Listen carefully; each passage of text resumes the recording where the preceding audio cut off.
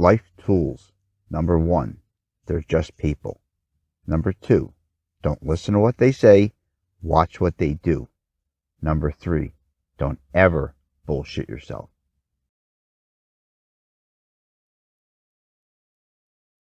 Ms. Fox.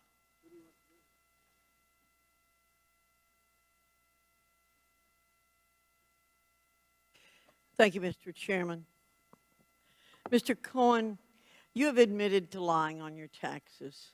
According to federal prosecutors in the Southern District of New York, you also lied to banks to get loans.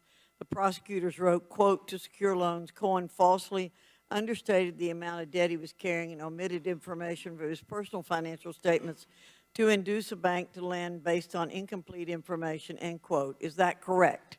That's correct. You lied on financial documents. So you lied to financial institutions in order to secure loans. So we've established that you lie on your taxes, you lie to banks, and you have been convicted of lying to Congress. It seems to me that there's not much that you won't lie about when you stand to gain from it.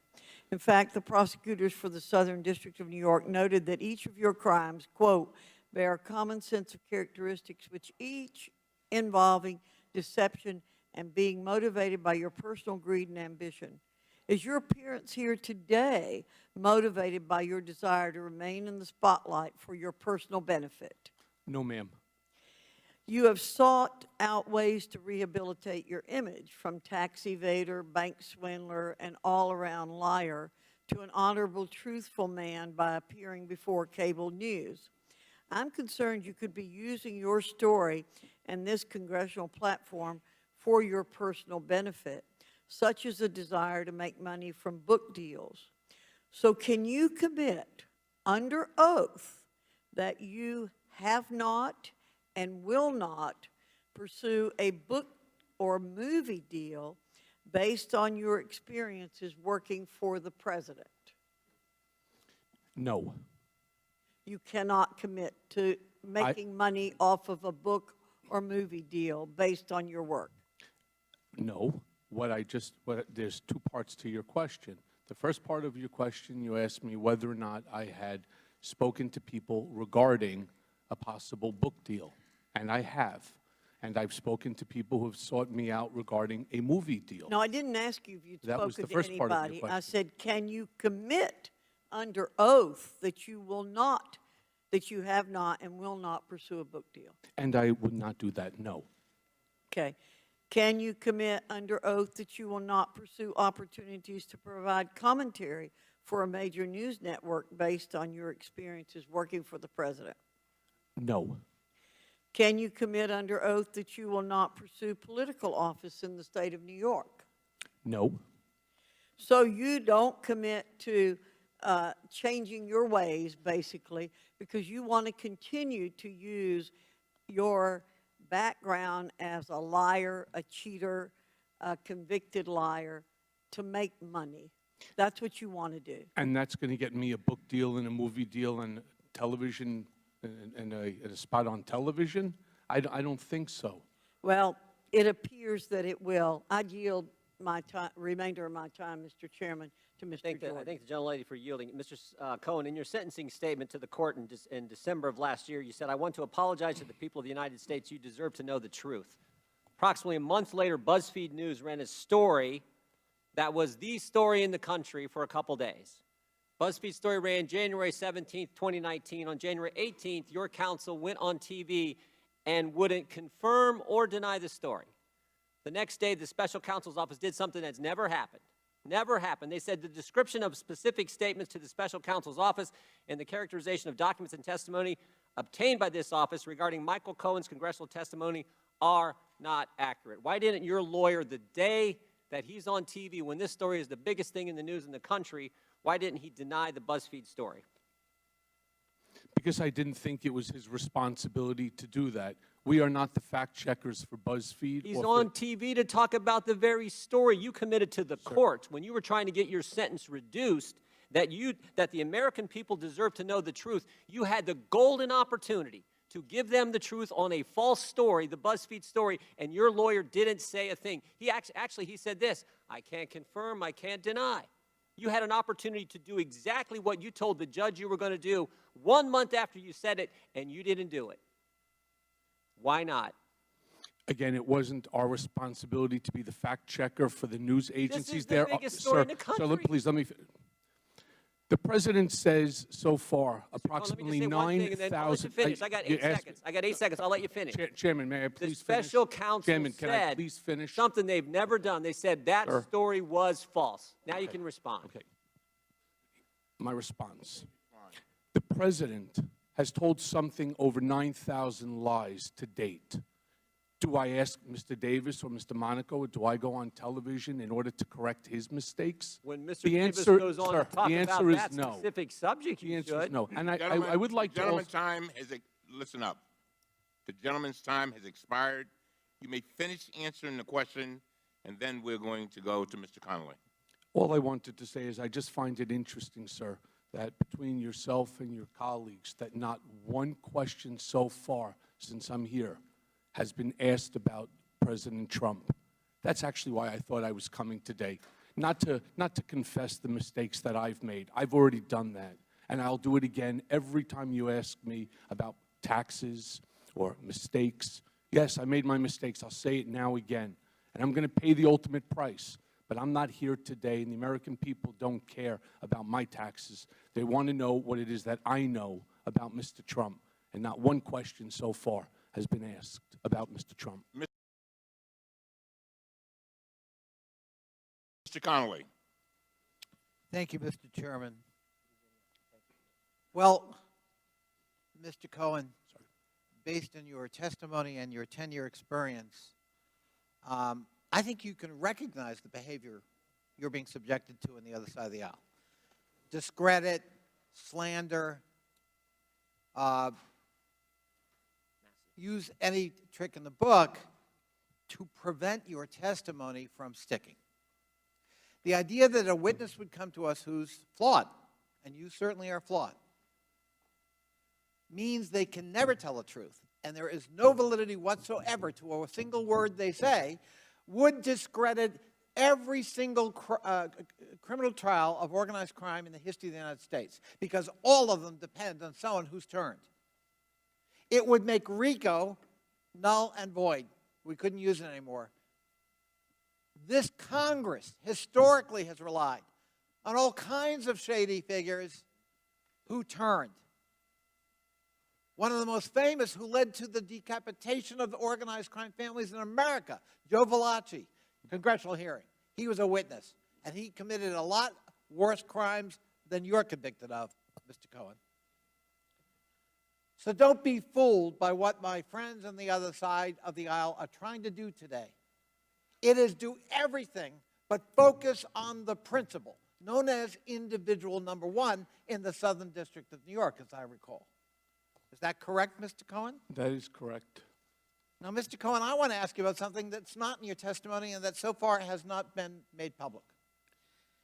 In our committee staff search of documents provided by the White House that were otherwise redacted or already in the public, and I guess the White House thought that was funny, they made one mistake, the White House. There was an email from a special assistant to the president to a deputy White House counsel, and the email is dated May 16th, 2017, and it says, and I quote, POTUS, meaning the president, requested a meeting on Thursday with Michael Cohen and Jay Sekulow. Any idea what this might be about, end quote. Do you recall being asked to come to the White House on or around that time with Mr. Sekulow? May of 2017. Off the top of my head, sir, I don't. I recall being in the White House with Jay Sekulow, and it was in regard to the documents, the document production, as well as my appearance before the House Select Intel. But I'm not sure if that's specifically what you're referring. But what I will do is I will check all my records, and I'm more than happy to provide you with any documentation or a response to this question. Well, that's, you sort of touch on presumably the purpose of the discussion, at least among others. This meeting occurred just before your testimony before the Select Committee on Intelligence here in the House. Is that correct? I believe so, yes. Was that a topic of conversation with the President himself? If this is the specific instance that I was there with Mr. Sekulow, yes. So you had a conversation with the President of the United States about your impending testimony before the House Intelligence Committee. Is that correct? That's correct. What was the nature of that conversation? He wanted me to cooperate. He also wanted just to ensure, by making the statement, and I said it in my testimony, there is no Russia, there is no collusion, there is no deal. He goes, it's all a witch hunt, and he goes, this stuff has to end. Did you take those comments to be suggestive of what might flavor your testimony? Sir, he's been saying that to me for many, many months. And at the end of the day, I knew exactly what he wanted me to say. And why was Mr. Sekulow in the meeting? Because he was going to be representing Mr. Trump going forward as one of his personal attorneys in this matter. So it was sort of a handoff meeting. Correct. In any way, final question, did the President in any way, from your point of view, coach you in terms of how to respond to questions or the content of your testimony before a House committee? Again, it's a difficult answer because he doesn't tell you what he wants. What he does is, again, Michael, there's no Russia, there's no collusion, there's no involvement, there's no interference. I know what he means because I've been around him for so long. So if you're asking me whether or not that's the message, that's staying on point, that's the party line that he created, that so many others are now touting, yes, that's the message that he wanted to reinforce. Gentleman's time has expired. Thank you. Mr. Massey. Mr. Cohen, can you just clarify, did you say that at times you would do what you thought Mr. Trump wanted you to do, not specifically what he told you to do? At times, yes. So you just went on your intuition? I don't know if I would call it intuition as much as I would just say my knowledge of what he wanted because it happened before and I knew what he had wanted. Does a lawyer have a duty to provide his client with good legal advice? Yes, Were you a good lawyer to Mr. Trump? I believe so. When you arranged a payment to Ms. Clifford, you say in your testimony, I'm going to quote from your testimony, that you did so, quote, without bothering to consider whether that was improper, much less whether it was the right thing to do. You said that, unquote. That's your testimony today. You said you didn't even consider whether it was legal. How could you give your client legal advice when you're not even considering whether it's legal? I did what I knew Mr. Trump wanted. This conversation with Mr. Trump started. I didn't ask whether you're a good fixer. I asked whether you were a good lawyer. Sometimes you have to melt both together. I needed to, at that time, ensure and protect Mr. Trump. So- And if I put my, which I'm clearly suffering the penalty of, I clearly erred on the side of wrong. So you feel like without bothering to consider whether it was proper, much less whether it was the right thing to do, by ignoring any conscience, if you have one, that you were protecting Mr. Trump. I'm sorry, sir, I don't understand You your feel that question. was how to protect, as his lawyer, you feel that you did a good job. You said you were a good lawyer, right? That's Is that correct. being a good lawyer? To not even consider whether it's legal or not? I didn't work for the campaign. I was working and I was trying to protect say Mr. anything Trump. about a campaign I for Mr. sat with Trump. Mr. Trump, and this goes back all the way to 2011. This wasn't the first scenario with Ms. Daniels. Let's go back then. So my point is, this was an ongoing situation. It Okay. didn't just start in Right. October. Sir, I wanna please, go you have back. to let me finish. Well, It started in it didn't start in Let me October. It ask you started specifically many on that. years earlier. when were you disbarred? Yesterday, from what I read in the paper. Yesterday. When should you have been disbarred, based on the legal counsel you were giving your client? I don't have an answer for your question. How sir. long were you counsel for Mr. Trump? Since 2007. When is the first time you gave him bad legal advice or failed to inform him of his legal obligations, as you testified today you did in the case of the payment to Ms. Clifford? When was the first time you did that? Would that qualify for disbarment? I don't know, sir. I'm not the Bar Association. I think you should consult with him maybe occasionally on some of these things. Well, there's no point now. I lost my law license. Has anybody else promised to pay Mr. Davis for representing you? No. Nobody has. No. Are you offering? Question, quickly. July, you said, and this is also in your testimony, in the days before the Democratic Convention, you became privy to a conversation that some of Hillary Clinton's emails would be leaked. Is that correct? Correct. Okay. Was that in, you said late July? Do you know the exact day?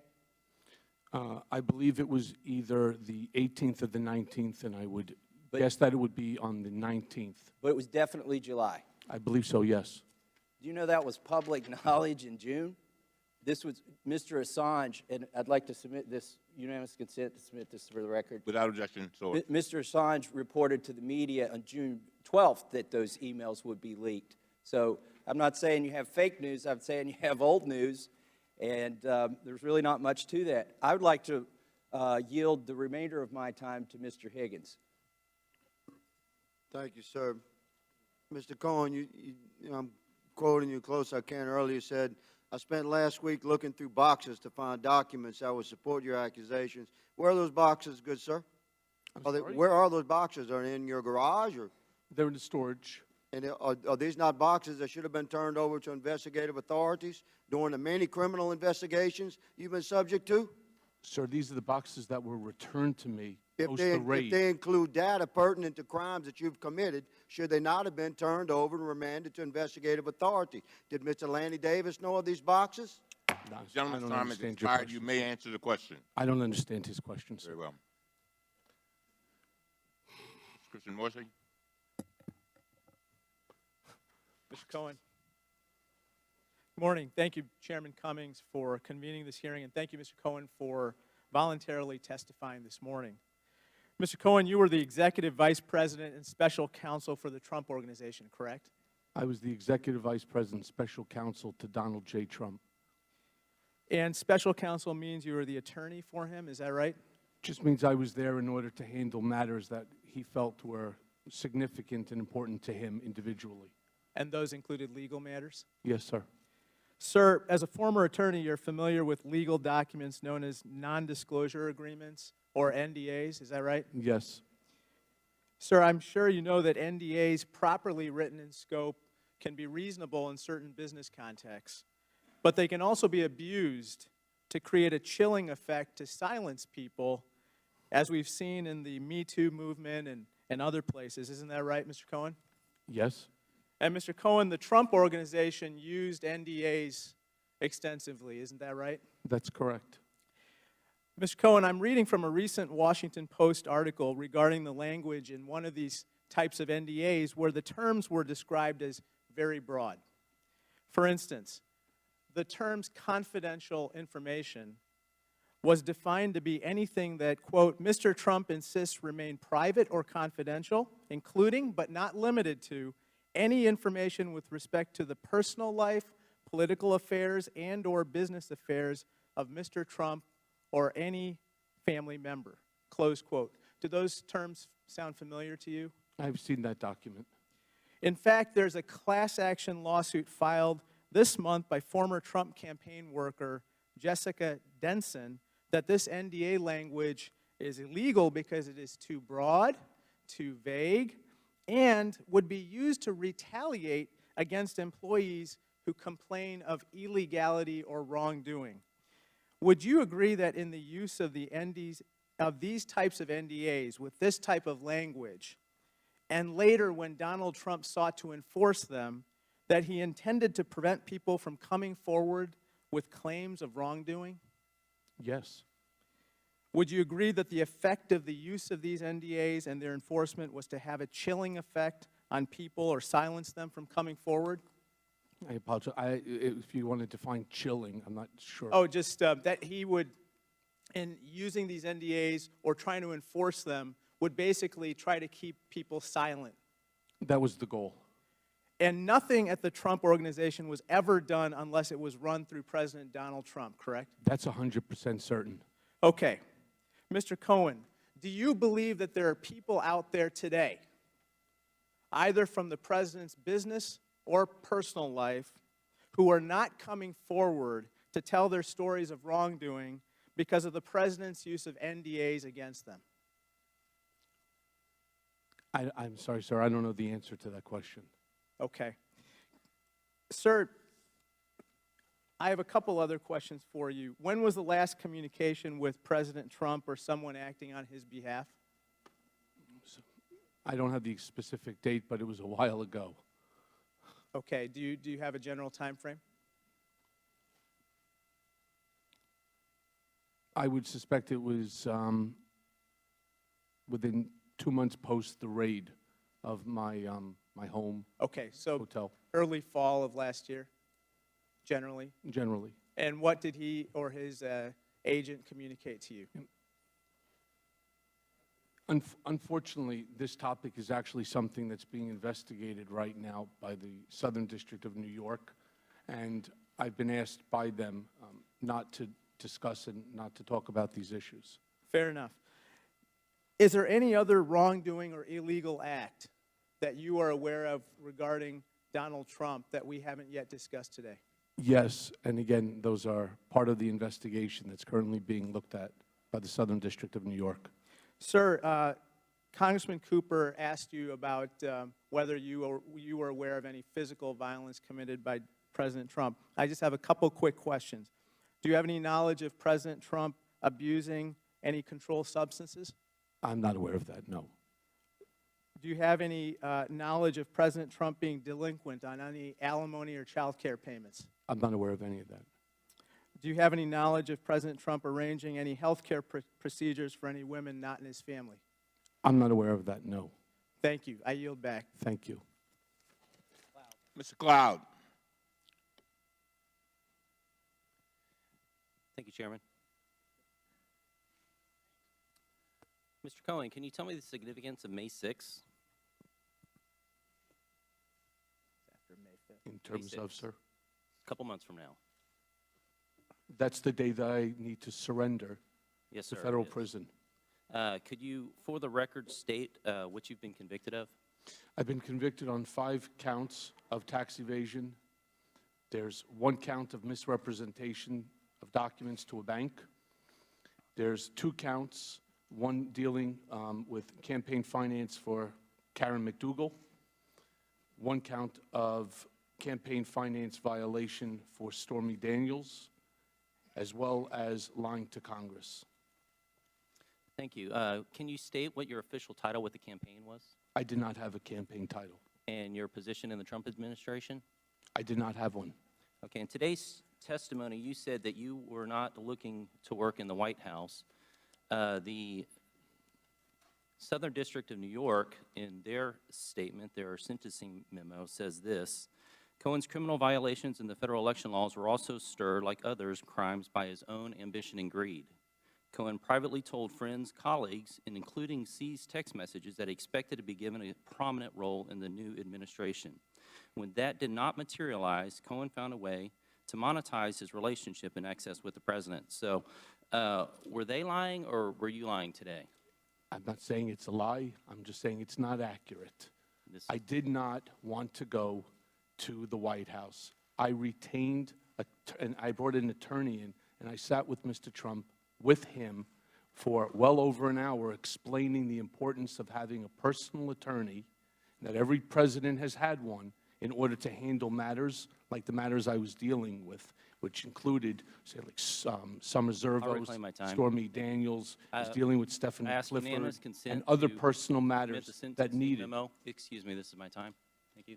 I ask unanimous consent to submit the sentencing memo from the Southern District of New York for the record. Without objection, so ordered. It's fine. All right, I'll get that to you in a second. Okay, this memo states that you committed 4 distinct federal crimes over a period of several years. You were motivated to do so by personal greed and repeatedly used your power to influence for deceptive ends. It goes on to say that they each they were distinct in their harms, but bear a common set of characteristics, that they involved deception and were each motivated by personal greed and ambition. There's a lot we don't know in regards to this investigation, but here's what we do know. We know that you were expecting a job at the White House and didn't get it. You made millions lying about your close access to the president. You have a history of lying for personal gain, including that's banks, about your accountant, to law enforcement, your family, the Congress, the American people. The Southern District of New York, you've said that you did all this out of blind loyalty to Mr. Trump, but your sentencing memo states this. This was not an act out of blind loyalty, as Cohen suggests. Cohen was driven by a desire to further ingratiate himself with a potential future president for whose political success Cohen himself claimed credit for.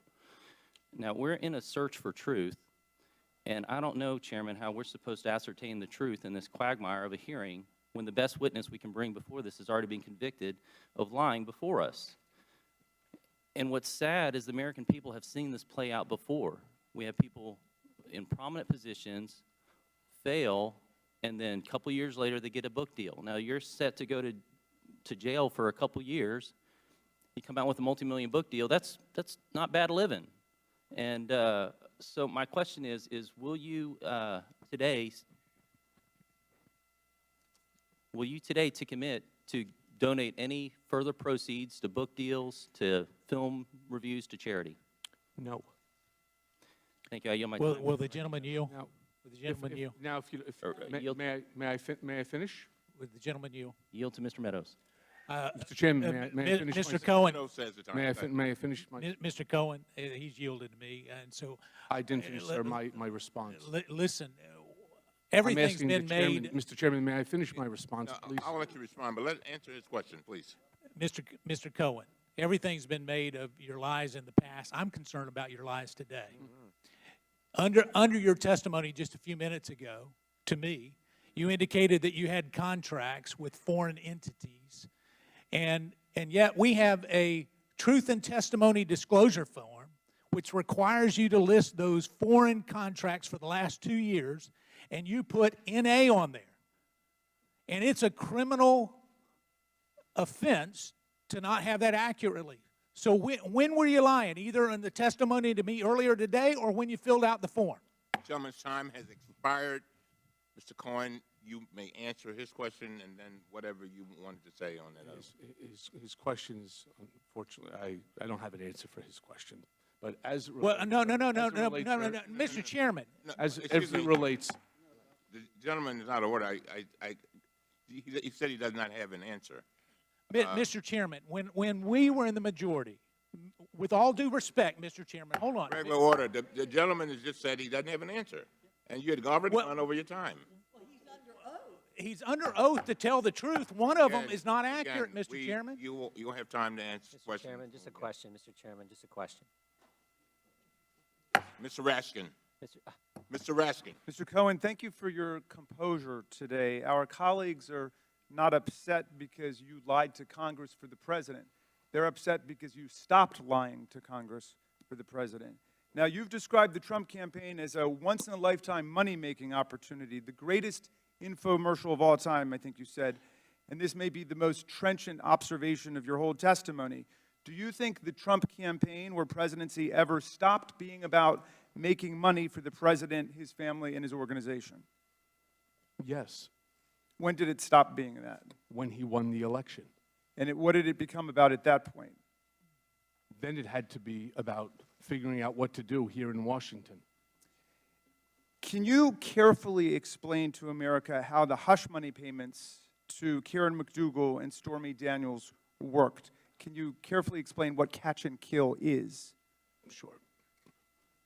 I received a phone call regarding both Karen McDougal as well as Stormy Daniels, obviously at different times, stating that there were issues that were going to be damaging to Mr. Trump.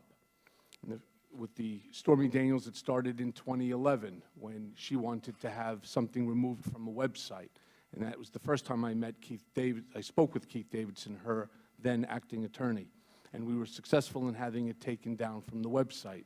It wasn't until years later, by around the time of the campaign, did they come back and they ask, what are you going to do now, because she's back on the trail trying to sell the story?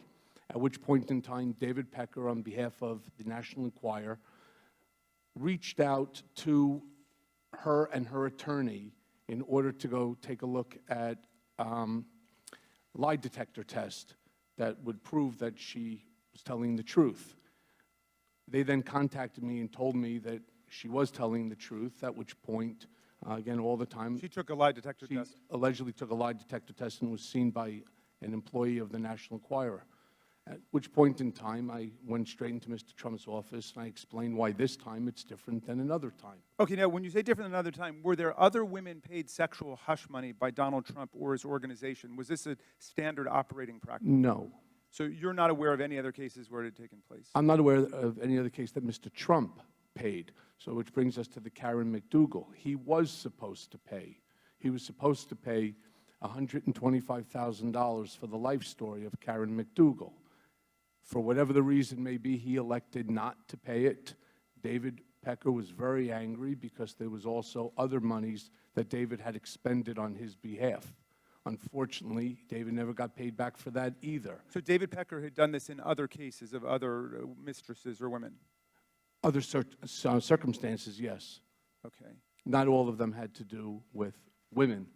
Are you aware of anything that the President has done at home or abroad that may have subjected him to or may subject him to extortion or blackmail? I am not, no. Okay. Are you aware of any videotapes that may be the subject of extortion or blackmail? I've heard about these tapes for a long time. I've had many people contact me over the years. I have no reason to believe that that tape exists. In December 2015, Donald Trump was asked about his relationship with Felix Sater, a convicted felon and real estate developer, and he replied, "Felix Sater, boy, have to even think about it. I'm not that familiar with him." Why did Trump endeavor to hide his relationship with Felix Sater, and what was his relationship? Well, he certainly had a relationship. Felix was a partner in a company called Bayrock that was involved in the deal of the Trump Soho Hotel, as well as, I believe, the Trump Fort Lauderdale project. Why did he want to distance himself? That's what Mr. Trump does. He distances himself when things go bad for someone. And at that point in time, it was going bad for Mr. Sater. You said you lied to Congress about Trump's negotiations to build his Moscow tower because he'd made it clear to you that he wanted you to lie. One of the reasons you knew this is because, quote, Mr. Trump's personal lawyers reviewed and edited my statement to Congress about the timing of the Moscow tower negotiations before I gave it. So this is a pretty breathtaking claim, and I just want to get to the facts here. Which specific lawyers reviewed and edited your statement to Congress on the Moscow tower negotiations, and did they make any changes to your statement? There were changes made, additions. Jay Sekulow, for one. Were there changes about the timing, the question of... Gentleman's time has expired. You may answer that question. There were several changes that were made, including how we were going to handle that message, Mr. which Grover, was... were you finished? Yes, the message, of course, being the length of time that the Trump Tower Moscow project stayed and remained alive. That was one of the changes? Yes. Mr. Grothman. Yeah, first of all, I'd like to clear up something, just a little something that bothers me. You started off your testimony, and you said, I think in response to some question, that President Trump never expected to win. I just want to clarify that I dealt with President Trump several times as he was trying to get Wisconsin.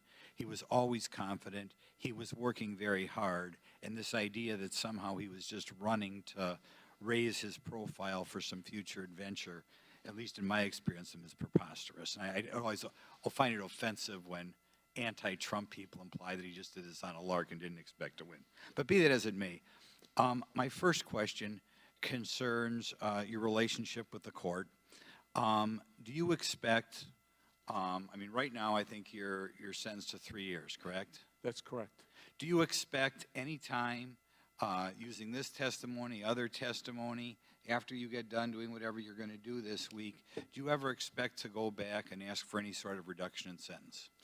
Yes, there are ongoing investigations currently being conducted that have nothing to do with this committee or Congress that I am assisting in, and it is for the benefit of a Rule 35 motion, yes.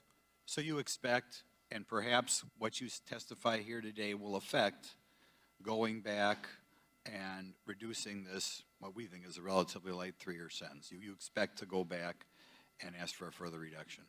Based off of my appearance here today, Well, based upon whatever you do between now and your request for the Rule 35 motion is in the complete hands of the Southern District of New York. And the way the Rule 35 motion works is what you're supposed to do is provide them with information that leads to ongoing investigations. I am currently working with them right now on several other issues of investigation that concerns them that they're looking at. If those investigations become fruitful, then there is a possibility for a Rule 35 motion. And I don't know what the benefit in terms of time would be. But this congressional hearing today is not going to be the basis of a Rule 35 motion. I wish it was, but it's not. I'd like to yield some time to Congressman Jordan. I yield to the gentleman from North Carolina. Mr. Cohen, I'm going to come back to the question I asked before with regards to your false statement that you submitted to Congress. On here, it was very clear that it asked for contracts with foreign entities over the last 2 years. Have you had any foreign contract with foreign entities, whether it's Novartis or the Korean Airline or Kazakhstan BTA Bank? Your testimony earlier said that you had contracts with them.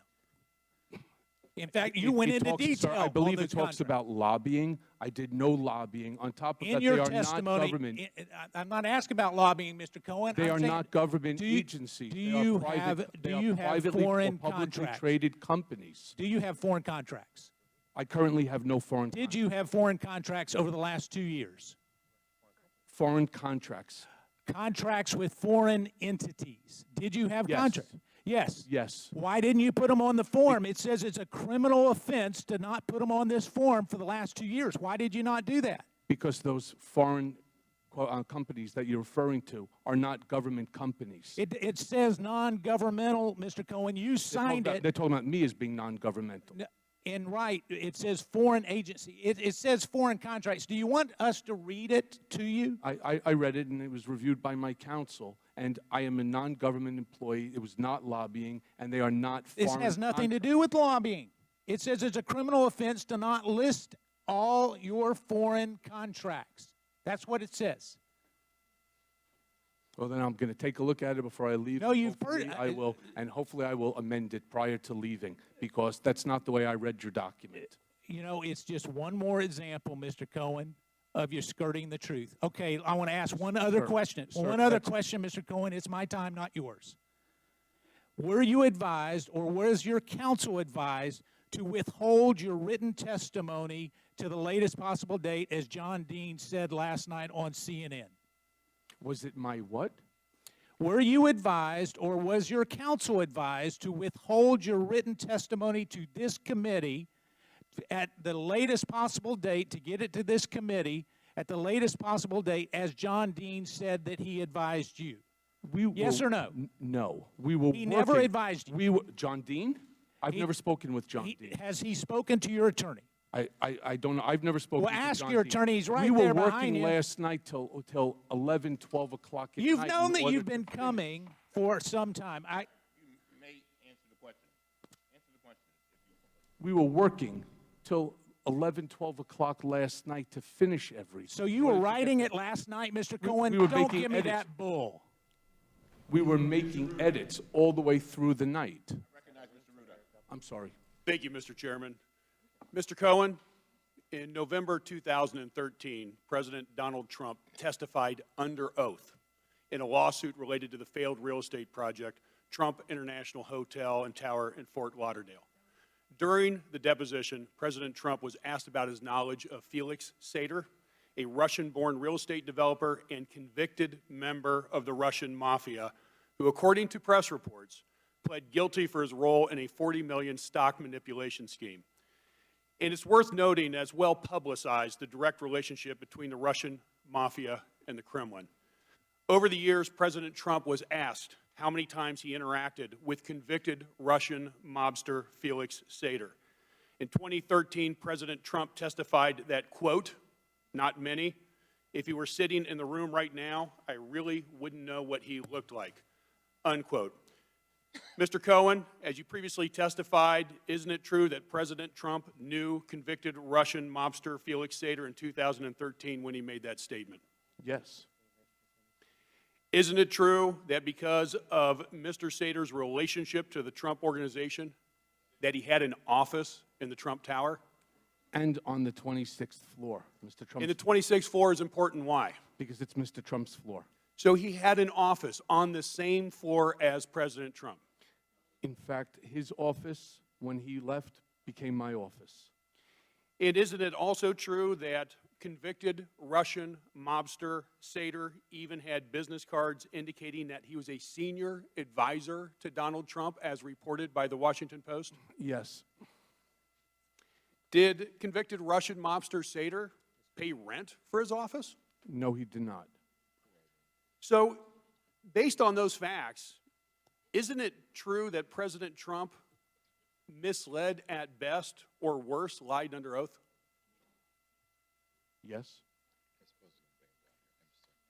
In December 2015, President Trump was asked again about his relationship to convicted Russian mobster Mr. Sater by a reporter for the Associated Press. He stated, quote, "Felix Sater, boy, I have to even think about it," unquote. He added, quote, "I'm not that familiar with him," unquote. Mr. Cohen, where would we find business records that explain the President's relationship to the convicted Russian mobster Felix Sater? Would those be in the Trump Organization's files? They'd be in the Trump Organization's files. There would be CCs to Bayrock, which was the name of Mr. Sater's company.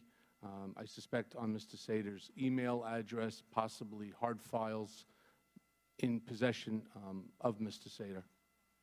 And when you say in possession of the Trump Organization, where?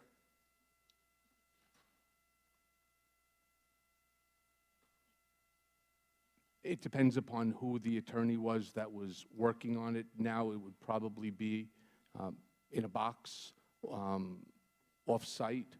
They have storage facility that they put old files. In addition to convicted Russian mobster Sater, do you know of any other ties to convicted or alleged mobsters President Trump may have?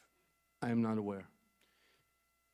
Isn't it true that many people with ties to Russia ultimately bought condos in Trump properties, usually for cash? And if so, how many are we talking? 10, 20, 50? I'm not, honestly, sir, I'm not aware of any. The statement that you're referring to, I believe, was made by either Eric or Don, and I don't agree with it. So are you aware of any cash purchases by Russian oligarchs and family members of Trump properties? I'm not aware of that. I can tell you, when you say cash, if you mean walking in with a satchel of rubles, the answer is I've never seen that happen. I've never heard of it. I will tell you, when we sold Mr. Trump's property in Palm Beach, the home for $95 million, it came in by wire, and that came from Mr. Rybolovyev's bank account. One other question. You also talked about President Trump doing negotiations throughout the campaign regarding the Trump Tower in Moscow. Was he directly involved in those negotiations? And if so, how do you know? Well, the answer is yes, and as it relates to negotiations, it was merely follow-ups as to what's currently happening, what's happening with Russia, meaning he wanted me to give him a status report. The problem with this is that the project never advanced because they were unable, Mr. Sater was unable to provide me with proof that somebody owned or controlled a piece of property that we can actually build on. The gentleman's time has expired, Mr. Marsh. Mr. Cohen, why did Mr. Trump choose to hire you, and why did he trust you with the various tasks that you perform for him? I don't know, sir. You would have to ask him that question. Well, we've heard here that you have bad character. You've admitted to that over the years. You have no idea why he chose to hire you. In 2006, I was asked by Don Jr. to come meet with his father. I did. He then followed up by asking if I would take a look at an issue that was occurring at Trump World Tower with the board. I went ahead and I looked into it, and I found that the statements that the board were making about Mr. Trump were inaccurate. And the reason Don came to me is because I had an apartment there for investment. My parents had an apartment there. My in-laws lived there.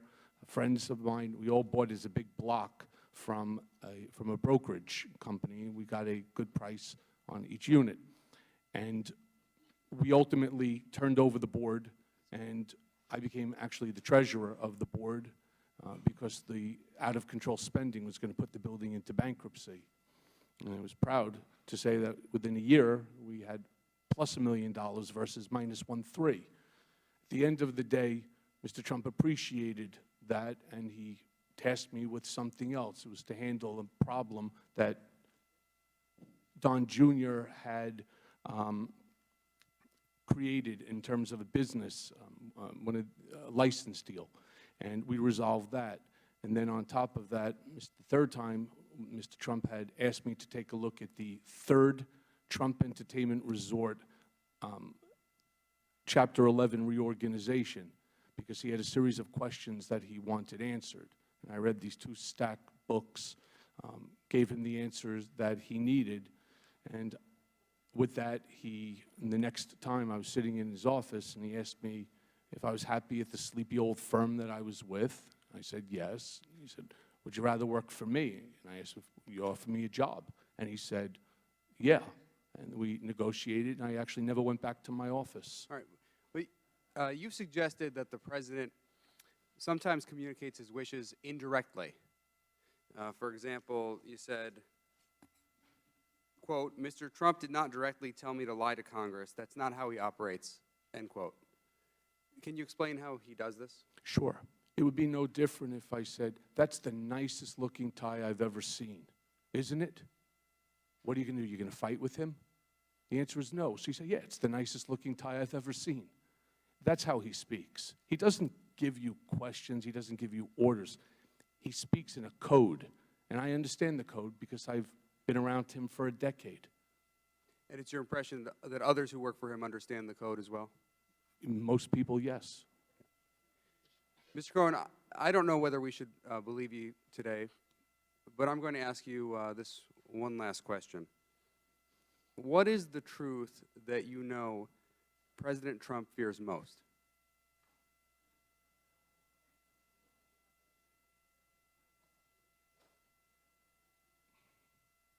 That's a tough question, sir.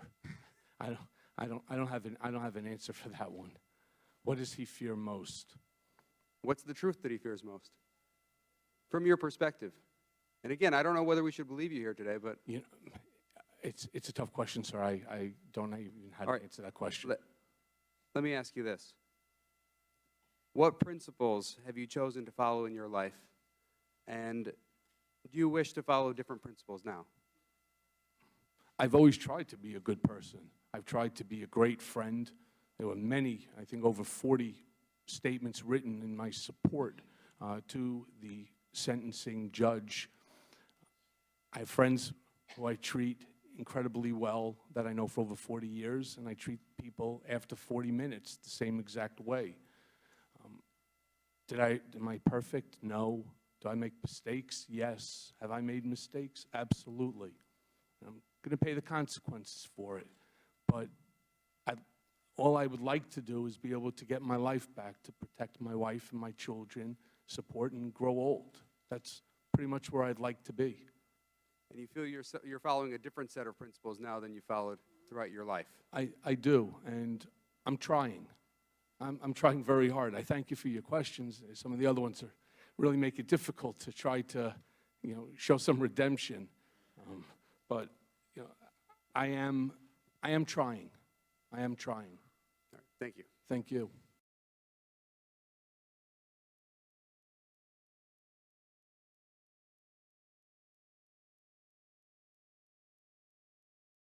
Mr. Hill. Ms. Hill. Thank you, Mr. Chairman. I want to mention really quick a clarification on the truth and testimony form. The mention was around whether it talks about foreign entities at all, and the question is, in fact, whether witnesses have any contracts or payments originating with a foreign government. It does not cover all foreign entities, just foreign government entities. So, Mr. Cohen, what I'd like to ask you to do is review this issue over lunch with your attorneys, and if you need to amend your form, we ask that you do that before the conclusion of today's hearing. Also, I represent a purple district. I did not come here for partisan bickering. In fact, I actively wanted to avoid it. So when I ask these questions today, it is not as someone who has a vendetta against the president. It's as someone who comes from generations of service members who swore an oath to obey the orders of the President of the United States, and who, along with myself and every single other person up here, swore to uphold and defend the Constitution of the United States. My forefathers served their country, they served their commander-in-chief, and they served the idea that America is free and just, and that the law of the land rules us all, especially those in the highest levels of our government. So I ask these questions to help determine whether our very own president committed felony crimes while serving in the Oval Office, including efforts to conceal payments that were intended to mislead the public and influence the outcome of an election. I hope to God that is not the case. So, Mr. Cohen, on January 22nd, 2018, just days after the Wall Street Journal broke the story that Mr. Cohen paid $130,000 to Stephanie Clifford to silence her during the 2016 presidential campaign, a nonprofit watchdog called Common Cause filed a complaint with the Department of Justice and FEC, alleging the payment to Ms. Clifford may have represented an illegal in-kind contribution to the Trump campaign. I ask that their complaint be entered into the record. On February 13th, 2018, Mr. Cohen, you sent a statement to the reporters that said, quote, I used my own personal funds to facilitate a payment of $130,000 to Ms. Stephanie Clifford, and neither the Trump organization nor the Trump campaign was party to the transaction with Ms. Clifford, and neither reimbursed me for the payment either directly or indirectly. Was the statement false? The statement is not false. I purposefully left out Mr. Trump individually from that statement. Okay. Why did you say it that way? Because that's what was discussed to do between myself, Mr. Trump, and Alan Weisselberg. So it was carefully worded? Yes, ma'am. Great. Mr. Cohen, a reporter for the magazine Vanity Fair has reported that she interviewed you the very next day on February 14th, 2018, about the payment and reimbursement. And she wrote, quote, last February 14th, I interviewed Cohen in his office about the statement he gave the FEC in which he said Trump didn't know about the Stormy payment or reimburse him for it. Do you recall this meeting with the reporter? I do. The reporter also wrote, Trump called while I was there. I couldn't hear much, but he wanted to go over what the public messaging would be. Is that accurate? It is. Did the president call you while you were having a meeting with the reporter? Yes. Did the president call you to coordinate on public messaging about the payments to Ms. Clifford's in or around February 2018? Yes. What did the president ask or suggest that you say about the payments or reimbursements? He was not knowledgeable of these reimbursements, and he wasn't knowledgeable of my actions. He asked you to say that? Yes, ma'am. Great. In addition to the personal check for $35,000 in July 2017, is there additional corroborating evidence that Mr. Trump, while a sitting president of the United States, directly reimbursed you hush money as part of a criminal scheme to violate campaign finance laws? There are 11 checks that I received for the year. The reason why 11, because, as I stated before, one had 2 checks. And you have copies of all of those? I can get copies. I'd have to go to the bank. So we will be able to get copies of all 11 checks that Mr. Trump provided to you as part of this criminal scheme? It's either from his personal account, as what was demonstrated in the exhibit, or it would come from the Donald J. Trump account, the trust account. Thank you, Mr. Cohen. I yield back the remainder of my time. Mr. Gibbs. Thank you, Mr. Chairman. You know, I've just been sitting here. I'm new to the committee. I'm not an attorney. Sometimes your answers, you're either competent or are a liar. I think maybe I could be a better attorney. I don't know. I'm looking through this. You come in here and you rail on the President of the United States, Commander-in-Chief, while he's over across the Pacific Ocean, trying to negotiate a deal to make this world safer. And Mr. Chairman, just having this committee at this time when the commander chiefs out of the country is just I think, is a new president. But you could call him a racist, a cheat, and you're attacking his character. And I've been with the president a little bit, I didn't see that in the president. I see a president who's very sincere. He's trying to make this country better for every American. And for you to come in here and do that, this is repentance on your part, is really unbelievable. Real repentance would be go serve your time and don't come back here and make allegations towards a man that you can't substantiate. Now, I'm looking here from the remarks from the prosecutor of the Southern District of New York. False statements to Bank 3, which Cohen pleaded guilty, was far from an isolated event. It was one of the long series of self-serving lies Cohen told in numerous financial institutions. Earlier in your testimony, I think I heard you say that only there was a home equity loan, but apparently the prosecutors in New York think that there was other financial things that you did. You also, they said, managed to commit a series of crimes, all withholding himself out as a licensed attorney and upstanding member of the bar. Also, the Southern District prosecutor said that, wrote that your consciousness of wrongdoing is fleeting, that your remorse is minimal, and that your instinct is to blame others is strong. So I'm kind of left here. Why? You worked for the president for 10 years before he was president. If you have any sense of integrity that you're trying to tell us you have now, and it was that bad, why didn't you leave? You weren't stuck there because of financial reasons. You had ways to leave. You were an attorney. And so that's just kind of, the president's working tirelessly, and you come and make these allegations, and you could have left any time you want. It looks like to me you're trying to save face.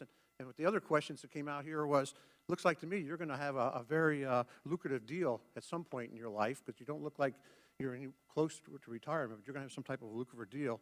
And so one of my questions is, and it's come up a little bit, talks with you and your attorney, and there's been talks about members of Congress and staff, and you said there was some discussions. Was any of those discussions that you or your attorneys had with members of Congress or staff or prosecutors to get considerations to favor or other considerations to you or your family in the future? No, the conversations were about the topics, and because there were things that originally we could not speak about at the request of whether it was the special counsel's office or the Southern District or any of the other agencies, including the House Select Intel or the Senate Select Intel. Sir, just for your personal edification here, I was asked to come here. Your chairman sent a letter to Mr. Davis, and I accepted, so I'm here voluntarily. And I understand that. But and if you believe that I'm here... I understand. I think this is political theater. Sir, if you believe it's not political theater for me, and I take no pleasure in saying anything negative about Mr. Trump. You've met him for a short period of time. I've been with him for over a decade. I've traveled with him internationally. I've spent dinners with him. It doesn't make me feel good about what's going on here. And as far as saving face, I'm not sure how being in front of the world, being called a tax cheat. This world today, with these lucrative book deals and movies that come about, I think you'll be pretty good in about 5 years. I yield the rest of my time to the chairman, ranking member. I thank the gentleman for yielding. Earlier you said you started the campaign. That's correct, in 2011. You started the campaign for President of the United States for Donald Trump? I certainly did, sir. Now that's news. ShouldTrumpRun.com. Wow. 2011. It was my idea. I saw a document in the newspaper that said, who'd you vote for in 2012? 6% of the people said, Michael Cohen. 6% of the people turned around and said they'd vote for Donald Trump. The reason Donald Trump is president is because So I brought it into his office, and I said to him, Mr. Trump, take a look at this. He goes, well, wouldn't that be great? And with that is where it all started. Yeah. Okay. Like, I'm sure he had never thought of anything like that until you came. No, I didn't say that. Let me ask you one question. I got 8 about it. seconds. I got 8 seconds. What did you talk to Mr. Schiff about? I spoke to Mr. Schiff about topics that were going to be raised at the upcoming hearing. Whoa. Not just what time to show up, actually what you're going to talk about? The gentleman's time has expired. Wow. Mr. Sarbanes. Mr. Sarbanes. Thank you, Mr. Chairman. Thank you, Mr. Cohen. I know the other side is suggesting that you are an incorrigible liar and that you're lying here today. I can't think of anything you have to gain at this point from lying. I mean, they talk about book deals and other things that you want to do, but I see a lot more that you could lose by telling the truth today, given the threats and other things that have been made against you and your family. So that's how I'm interpreting it. And of course, you brought documents with you as well to bolster the credibility of your testimony. I did want to go back to an earlier line of questioning regarding the preparation of your testimony before you came before the Intelligence Committee. You've talked about a meeting at the White House where the testimony was being reviewed. I think you said that there was at least one White House attorney, Jay Sekulow, who was there, and you acknowledged that there were some edits that were made to your testimony. So on that topic, who at the White House reviewed your testimony? I don't know the answer to that. The document was originally created by myself, along with my attorney at the time, from McDermott, Will, and Emery, and there was a joint defense agreement, so the document circulated around. I believe it was also reviewed by Abby Lowell, who represents Ivanka and Jared Kushner. Why did you provide the testimony to the White House? It was pursuant to the joint defense agreement that we were all operating under. Mm-hmm. What were the edits that came back substantively on the testimony? I'm sorry, I don't know, sir. I'd have to take a look at the document. Did you have a reaction to why there might not have been, in a sense, a protest to what was going to be false testimony that was going to be provided? No, sir, because the goal was to stay on message. It's just limit the relationship whatsoever with Russia. It was short. There's no Russian contacts. There's no Russian collusion. There's no Russian deals. That's the message. That's the same message that existed well before my need to come and testify. So it's an example of where this idea, this mentality of you toe the line, whatever the storyline or the narrative of the day or the month or the year is going to be, you toe that line whether it results in false testimony or not. I towed the party line, and I'm now suffering, and I'm going to continue to suffer for a while along with my family as a result of it, so yes. Let me switch gears quickly before my time expires. And you may not have direct knowledge of some of these things, but you're offering us some very helpful perspective on how the Trump world operates. And frankly, another reason I find your testimony fairly compelling and credible is because a lot of the things you're describing, a lot of the behavior you're describing, is very consistent with what we all see every single day. So it's not a leap for us to arrive in the same place of perspective that you presented. I'm interested in some of the activities around the inaugural committee, the inauguration of the president. There was an article that appeared in ProPublica, it's a watchdog group, about some negotiation on pricing of things at the Trump hotel, where it looks like the rental that was being quoted was substantially, even double what you would expect to pay according to what the market should bear. And so in a sense, the Trump hotel was upcharging to the inaugural Even I couldn't afford to stay there. committee. Yeah. And so I'm just curious, do you have a sense of whether that kind of a practice is something that is consistent or inconsistent? Is it possible that that kind of upcharging could be done inside a Trump operation? It did happen. And Gentleman's time is all expired. what I can say to you is I wasn't part of the inaugural committee. I raised a lot of money for the inauguration, but I was not part of it, and there was a lot of things in that that issue is something that's also, obviously, we've read about in the paper, being investigated at the current moment. Thank you. Mr. Higgins. Thank you, Mr. Chairman. Mr. Cohen, it's on my heart to tell you, sir, that and I'm sorry for what your family is going through. I feel for your family. you. The word tells us clearly that a man's mouth is his destruction and his lips are the snare of his soul. And I see you, a man trapped in that. However, I must tell you that I've arrested several thousand men, and you remind me of many of them.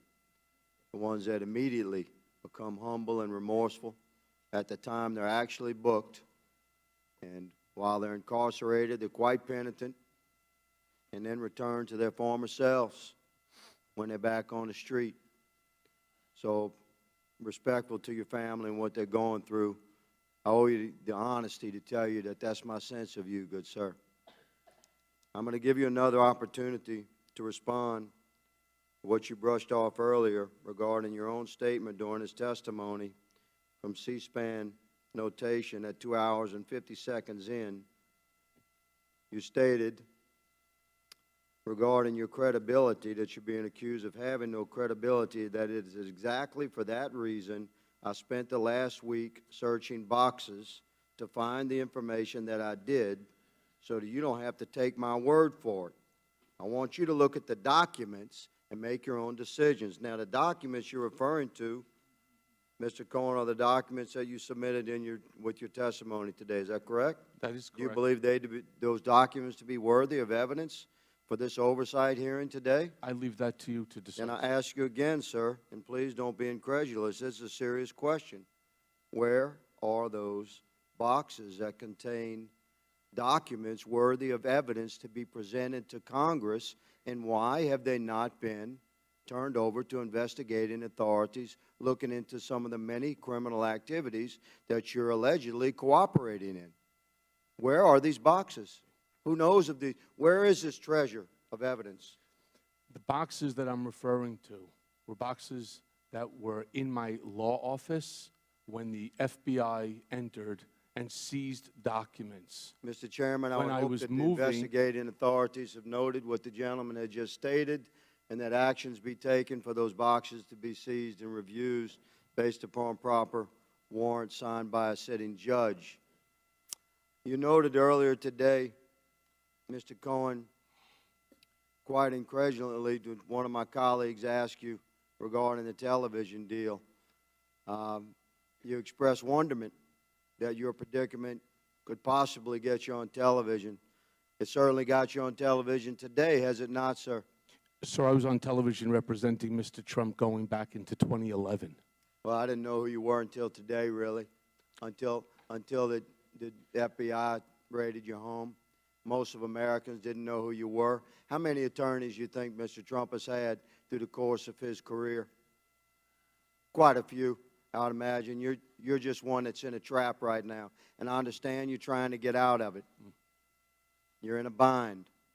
But I ask you, good sir, have you discussed film and book deals with your stated current attorney, Mr. Davis, Lanny Davis? With Mr. Davis? Yes. No. But I have been approached by many people who are looking to do book deals, movie deals, and so on. So the answer You're to right, that as is an yes. American, but it leads me back to my instinct that compares you to many of the men that I've arrested during the course of my career. Mr. Chairman, With all I'm due respect, saddened sir, that our primary hearing to introduce the Oversight Committee, the 116th Congress of the American people, has manifested in the way that it obviously is. This is an attempt to injure our president and lay some sort of soft cornerstone for future impeachment proceedings. This is the full intent of the majority I yield my remaining 30 seconds to the ranking member. Mr. Cohen, earlier you said the United States Southern District of New York is not accurate in that statement. I'm sorry, say that again. Earlier you said that the United States Southern District of New York Attorney's Office, that statement is not accurate. You said it's not a lie, you said it's not accurate. You stand by that? Yes, I did not want a role in the new administration. So the court's wrong? Sir, can I Sure. finish, please? I got exactly the role that I wanted. There is no shame in being personal attorney to the president. I got exactly what I wanted. I asked Mr. Trump for that job, and he gave it to me. All I'm asking, if I could, and I appreciate, Mr. Chairman, you're saying that statement from the Southern District of New York attorneys is wrong. I'm saying I didn't write it, and it's not accurate. All right, thank you.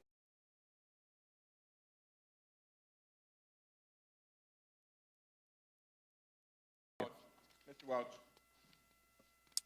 Mr. Welch.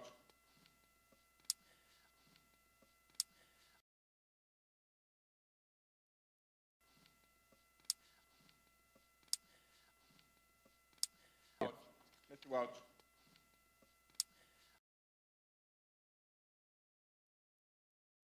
Thank you. One of the most significant events in the last presidential campaign, of course, was the dump of emails stolen from the Democratic National Committee, dumped by WikiLeaks. Mr. Cohen, during your opening statement, which was at the height of the election, you testified you were actually meeting with Donald Trump in July 2016 when Roger Stone happened to call and tell Mr. Trump that he had just spoken to Julian Assange. Is that correct? That is correct. All right. And you said that Mr. Assange told Mr. Trump about an upcoming, quoting your opening statement, quote, massive dump of emails that would damage Hillary Clinton's campaign. Wow. So I want to ask you about Roger Stone's phone call to the president. First of all, was that on speakerphone? Is that what you indicated? Yes, so Mr. Trump has a black speakerphone that sits on his desk. He uses it quite often because with all the number of phone calls he gets. Now, in January of this year, 2019, the New York Times asked President Trump if he ever spoke to Roger Stone about these stolen emails, and President Trump answered, and I quote, "No, I didn't. I never did." Was that statement by President Trump true? No, it's not accurate. And can you please describe for us, to the best of your recollection, you were present, exactly what Mr. Stone said to Mr. Trump? It was a short conversation, and he said, Mr. Trump, I just want to let you know that I just got off the phone with Julian Assange, and in a couple of days, there's going to be a massive dump of emails that's going to severely hurt the Clinton campaign. And was Mr. Trump and Mr. Stone aware of where those emails came from? That I'm not aware of. Did Mr. Trump ever suggest then or later to call the FBI to report this breach? He never expressed that to me. Did the president at that time or ever since, in your knowledge, indicate an awareness that this conduct was wrong? No. The reason I ask is because on July 22nd, on the eve of the Democratic Convention, WikiLeaks published, as you know, the 20,000 leaked internal DNC emails. Could your meeting with Mr. Trump have been before that date? Yes. So Mr. Trump was aware of the upcoming dump before it actually happened? Yes. Right.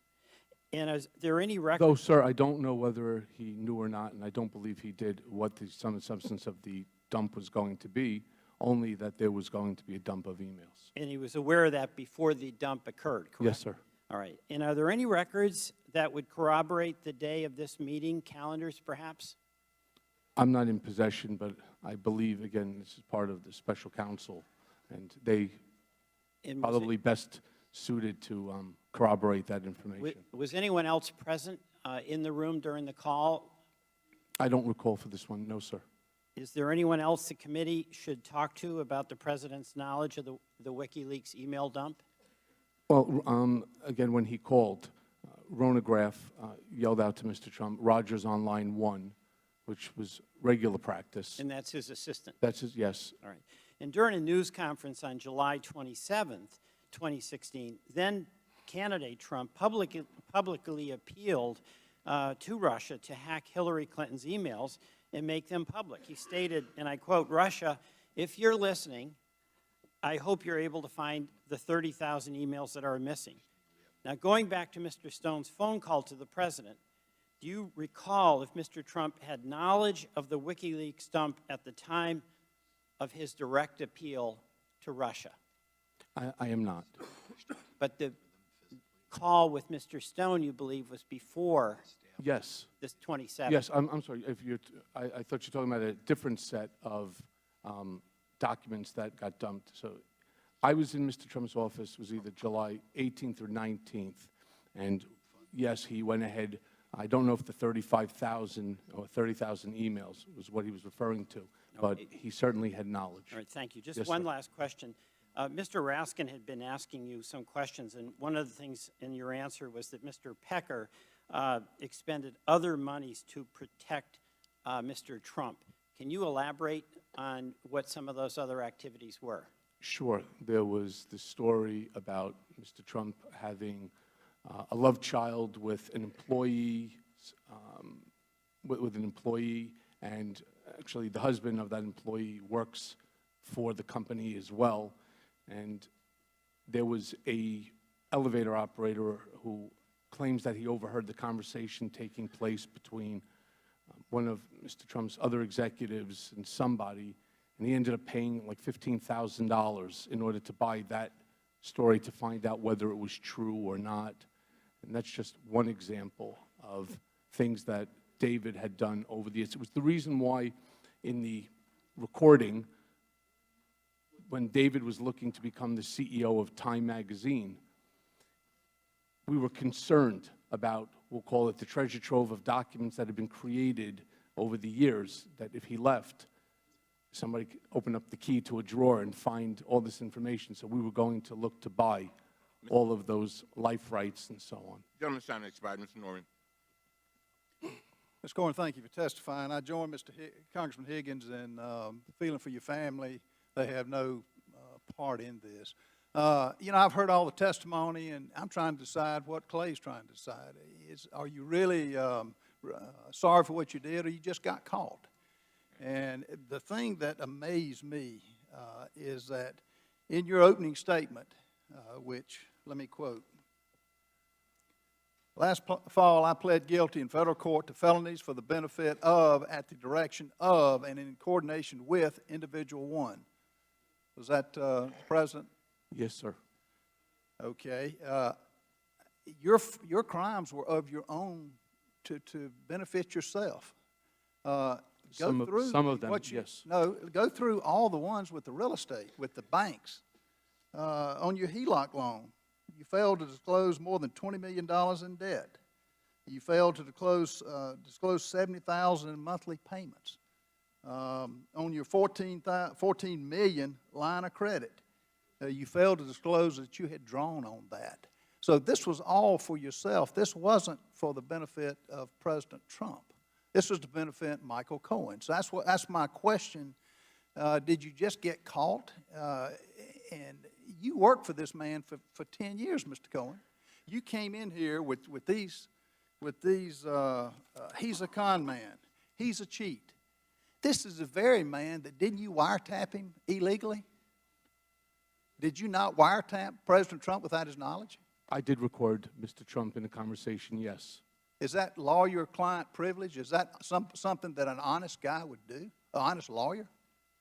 I actually never thought that this was going to be happening and that recording even existed. I had forgotten. But you did it. Yes, I did. Have you ever... I had a reason for doing it. What was your reason? Because I knew he wasn't going to pay that money, and David Pecker had already chewed me out on multiple occasions regarding other monies that he expended.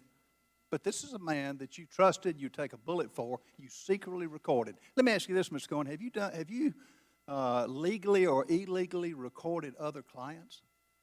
I have recordings of people, yes. Legally or illegally? I believe that they're legal. Did you tell them? In New York State, you don't have to do that. So you didn't tell them? No, I did not. Okay. Sometimes I also use the recordings for contemporaneous note-taking instead of writing it down. I find it easier. If the shoe were reversed, would you like your trusted lawyer recording you? I probably would not, no. No, sir. It's untrustworthy. It's something people just would not do. Now, your bank loans that I just ran down, did you ever default on any of these loans? No, sir. So the bank didn't take any loss? No bank has. I am not in default. I've never filed a bankruptcy. The HELOC you're referring to, I replaced that from a different HELOC, paid it off. I owe no banks any money. How about your medallion taxi cab today? Did you have to sell that? I'm still, well, the ones in Chicago, yes, I do have to sell. However, New York, the answer is no, I don't. And the industry is going through a major, major correction because of ride sharing. It's changed a lot of things. The value of it has? Yes, sir. Right. So no bank, would the banks make you a loan again based on your record? Actually, they did. They did. The bank actually redid and they refinanced the entire package. Currently? Post this, yes. Okay. Have they never had to do a loan loss reserve for the projected losses? I don't know what they did, but it's still the same amount. Well, I didn't get the benefit of it, no, sir. Most likely they did. I was on an audit committee. They may have done that, sir, but that's for their own banking, not for me. No, it's by law. My They note. have to, if they suspect you of lying, which you admitted to, if they suspect you of maybe not being able to make a loan payment, they have to have a loan loss reserve that's 125% of what you, if it's $20 million, they have to post in their account $20 million plus. So they get no interest on it. And you know who pays for that? The American public who deals with that bank. Yes, but, sir, I'm not in default, and I'm current on each and every one of those medallion loans. And I've never owed any money to First Republic Bank. In fact, at the time that I had the HELOC, I had more cash sitting in that same bank than the HELOC and my mortgage combined. Have you ever been to Prague? I've never been to Prague. Never have. I've never been to the Czech Republic. You'll balance my time. Ms. Spear. Thank you, Mr. Chairman, and thank you, Mr. Cohen. On page 5 of your statement, you say, and I quote, "You need to know that Mr. Trump's personal lawyers reviewed and edited my statement to Congress about the timing of the Moscow Tower negotiations." Who were those attorneys? Jay Sekulow from the White House? Yes. Jay Sekulow, I believe Abby Lowell as well. And you have a copy of your original statement that you can provide to the committee? I can try to get that for you. All right, if you would do that. The letter of intent for the Moscow Tower was in the fall of 2015, correct? Correct. Was there an expiration date on that letter of intent? There was no expiration So it date. could technically still be in effect today? Oh, no, it's been terminated. It has been terminated? Yes, ma'am. Okay. Did Mr. Trump tell you to offer Vladimir Putin a free penthouse? No, ma'am. So where That does was that come that was Felix Sater. It was a marketing stunt that he spoke about. So Felix Sater had suggested to you that Mr. Trump offer a penthouse to Mr. Putin? Yes, because it would certainly drive up the price per square foot. No different than in any condo where they start listing celebrities that live in the property. In 2016, did you travel to Europe? Yes, Did you meet with persons associated with the Moscow Tower project? no, It was for personal? Or? personal. My daughter was studying at Queen Mary in London. So you did not meet with any Russians? No. There is an elevator tape that has been referenced as a catch and kill product. It was evidently of Mr. Trump and a woman, presumably Mrs. Trump, is that correct? Are we talking about in Moscow or the Trump Tower elevator tape? There's an elevator tape that went up for auction, ostensibly in 2016, is that Yes, correct? I've heard about this. And who is on that tape? It's Mr. Trump with Melania. And what happened in that tape? The story goes that he struck Melania while in that elevator because there's a camera inside, which I'm not so sure. Actually, I'm certain it's not true. I've heard about that tape for years. I've known 4 or 5 different people, including folks from AMI, who have So, but there was some claimed. tape that went up for auction, correct? I don't believe that auction was real, and I don't believe Mr. Trump ever struck Mrs. Trump, ever. I don't believe it. And are you aware of anyone purchasing that tape then? I don't believe it was ever So you never purchased. saw this tape? No, ma'am, and I know several people who went to go try to purchase it for catch and kill purpose. It doesn't exist. Mr. Trump would never, in my opinion, that's not Good to something know, that he good has to done. know. Is there a love child? There is not, to the best of my So knowledge. you would pay off someone to not It wasn't me, ma'am. report- It was AMI. It was David Pecker. So he paid off someone about a love child that doesn't exist. Correct. It was about $15,000. Okay. How many times did Mr. Trump ask you to threaten an individual or entity on his behalf? Quite a few times. 50 times? More. 100 times? More. 200 times? More. 500 times? Probably. Over the 10 years. Over the 10 years, he asked you. And when you say threaten, I'm talking with litigation or an argument with Intimidation. a nasty reporter that is writing an article. What do you know about, let's go to your tapes. You said there's probably 100 tapes, Voice recordings, voice recordings. And will you make them available to the committee? if you would really like them. Did Mr. Trump tape Don't you conversations? have to gavel that, sir? We would. Sorry. Mr. Trump, did Mr. Trump tape any conversations? Not that I'm aware of, no. Were you involved in the $25 million settlement to Trump University? I had a role in that, yes. Who paid the settlement? I believe it was Mr. Trump. I don't know the answer to You that. don't know the answer, but you were involved in the Yes, in a negotiations? different aspect. There's some reference to a businessman in Kansas being involved in that. Are you familiar with that? I'm not familiar with that, no. All right. Finally, in my 13 seconds left, what do you want your children to know? That I'm sorry for everything, and I'm sorry for the pain that I've caused them. And I wish I can go back in time. Thank you. I yield back. Young lady's time has expired.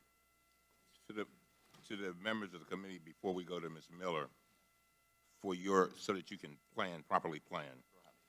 There's a vote apparently coming up in about 10 to 20 minutes.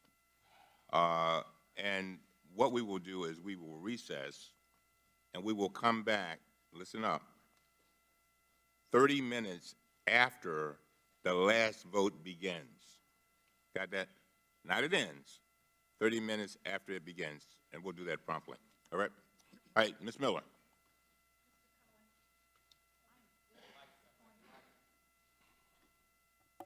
I am very disappointed to have you in front of this committee today. Quite frankly, this isn't the reason the people of West Virginia sent me to Congress. I find this hearing not in the best interest of the American people. This is another political game with the sole purpose of discrediting the president. If it was not already obvious, there are members here with a singular goal in Congress: to impeach President Trump. To achieve this goal, they will waste not only precious taxpayer dollars, but also time in this committee and Congress as a whole. In fact, they will go so far as to bring a convicted felon in front of our committee.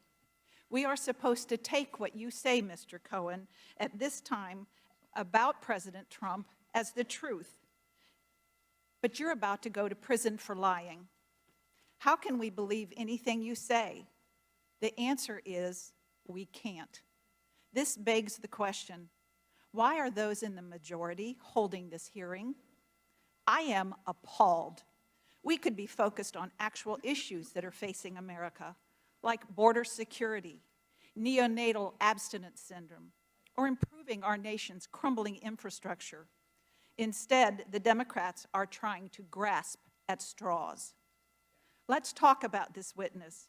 From his sentencing hearing in the Southern District of New York, Judge Pauley stated, Mr. Cohen pled guilty to a veritable smorgasbord of fraudulent conduct, willful tax evasion, making false statements to a financial institution, illegal campaign contributions, and making false statements to Congress. Each of the crimes involved deception, and each appears to have been motivated by personal greed and ambition. This is who we have in front of us today in our committee, someone who is about to be sent to prison for 3 years for evading his taxes, deceiving a financial institution, lying to Congress, among other counts. One of the most appalling facts about this hearing is that Mr. Cohen has used his experiences with President Trump both before and after he was elected for his own greed and profit. I'd like some yes or no answers. Isn't it true you tried to sell a book about your time with President Trump entitled Trump Revolution, From the Tower to the White House, Understanding Donald J. Trump? Yes, that happened And- early on when I was still even part, I believe, of the RNC. And this book deal, which you had with Hatchet Books, was worth around $500,000. Isn't that correct? No more, ma'am. How much more? I think it was about $750. Wow. Mr. Cohen, I did turn it down. given that you continue to profit from publicly discussing your time with Mr. Trump, I worry that this committee hearing the majority has given you will only serve as a platform for you to continue to lie and sensationalize and exaggerate wherever it suits you. Do you plan to pursue another book deal about your experiences? Yes. I would presume this book would be a little different than your latest pitch, but your new angle might please some new fans. Anything to sell books. Mr. Chairman, we've canceled hearings on child separation and on other issues that are close to my heart for this media circus. What a waste of time and money for a man who has gladly exploited the name of the president to promote his own name and fill his own pockets. It pains me that we are sitting here adding another chapter to his book. Thank you, and I yield the remainder of my time to Mr. Jordan. I thank the gentlelady for yielding. Earlier, Mr. Cohen, the gentlelady from California talked about this, this tape. I'm sorry, I can't hear you. Earlier, the gentlelady from California talked about this tape, this elevator tape that you said does not exist. That's correct. I do not believe it exists. But is it also your testimony that the Trump team was willing to pay to make sure a story about a non-existent tape never became public? No, sir, that's not what I said. They were willing to stop a false tape? We learned that this tape was potentially on the market and that it existed. And so what we did is exactly what we did with all the other catch and kill. We looked for it. And if, in fact, that it did exist, we would have tried to stop it. That's what I would have done. False tape. But it's a false tape. I've never Got it. heard it, and I can assure you one thing about Mr. Trump. Many things, he would never, ever do something like that. I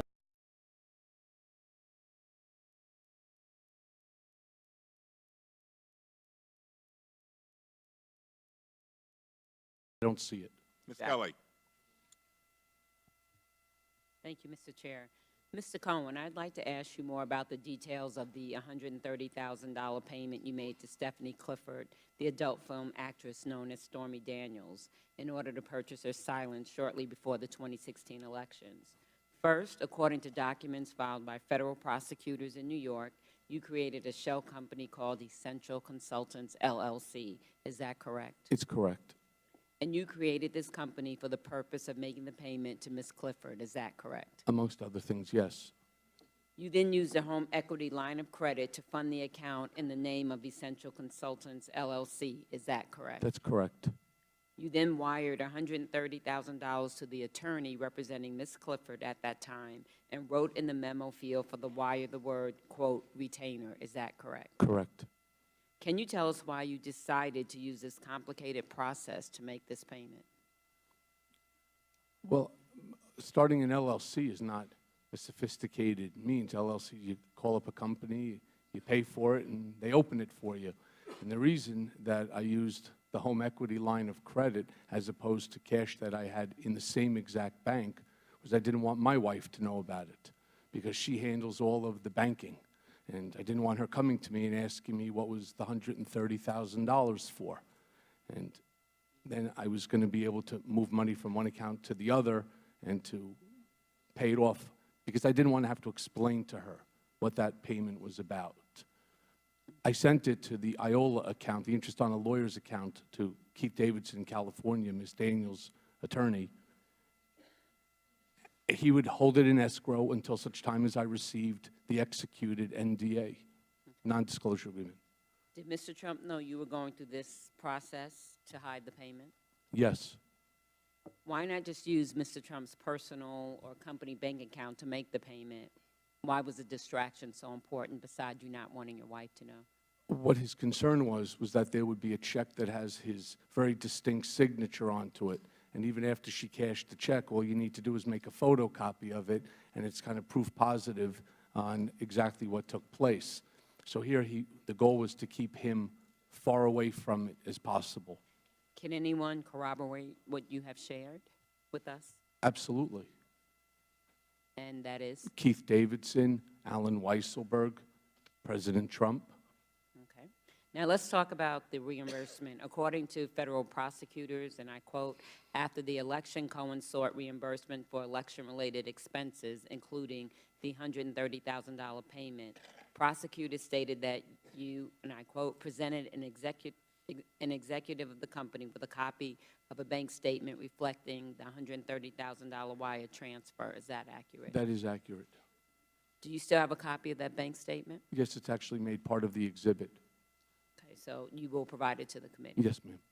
According to federal prosecutors, executives at the company then, and I quote, agreed to reimburse Cohen by adding $130,000 and $50,000, grossing up that amount to $360,000 for tax purposes, and adding a $60,000 bonus such that Cohen would be paid $420,000 in total. Executives of the company decided to pay the $420,000 in monthly installments of $35,000 over the course of a year. Is that accurate? That is accurate. What was the purpose of grossing up the amounts, essentially doubling what you had paid to Ms. Clifford and others? Because if you pay $130,000 and you live in New York where you have a 50% tax bracket, in order to get you $130 back, you have to have $260. Otherwise, if he gave me back $130, I'd be out $65,000. What was the purpose of spreading the reimbursements to you over the 12 monthly installments? That was in order to hide what the payment was. I obviously wanted the money in one shot. I would have preferred it that way. But in order to be able to put it onto the books, Alan Weisselberg made the decision that it should be paid over the 12 months so that it would look like a retainer. And did Mr. Trump know about this reimbursement method? Oh, he knew about everything, yes. Well, thank you, Mr. Cohen. So the president not only knew about the payments, he knew and helped to hide the payments and the reimbursements to you. Yeah, we discussed it. Everything had to go through Mr. Trump, and it had to be approved by Mr. Trump. And now you're going to prison, and he's... And I am going to prison, yes, ma'am. I yield back. Mr. Armstrong. If I Thank you, Mr. Chairman. Earlier, you Yes, I yield my time.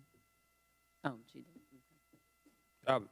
earlier you'd said, I'm assuming New York's a one-party consent state. One person can record the other one without it being illegal. Correct. But you also were a member of the New York Bar. I was, yes. How would you rate recording clients in the ethical realm of being a lawyer?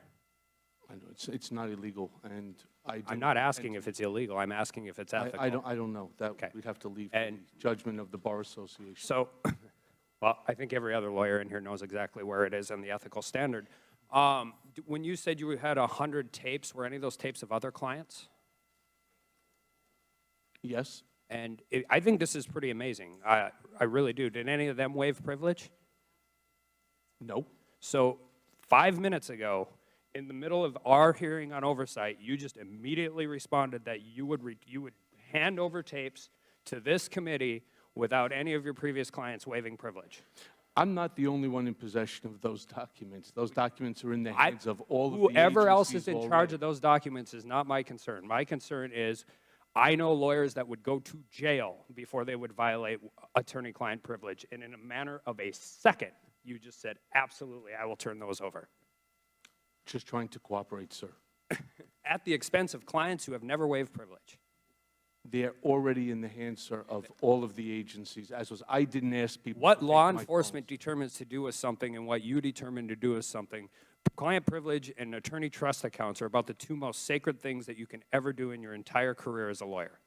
And by the in way, sir, a the matter of a second, And the tape with Mr. Trump, the completely- reason that it's out there is because Rudy Giuliani waived the privilege. I'm not talking about Rudy Giuliani. I'm talking about you. And I don't know who's on those tapes. Only you know who is on those tapes. There's 100 of them. The other one is also subject to an ongoing My point is, within a matter of a second, 1 second, you took absolutely no calculation of your role as those clients' counselor, the role that plays in privacy, and in the role that plays in the solemn vow you took when you passed the bar, when you signed onto the bar, until recently were a member of the bar, and you just immediately said, if it helps me out in the today in front of TV, yes, absolutely, Mr. Chairman, you can have that.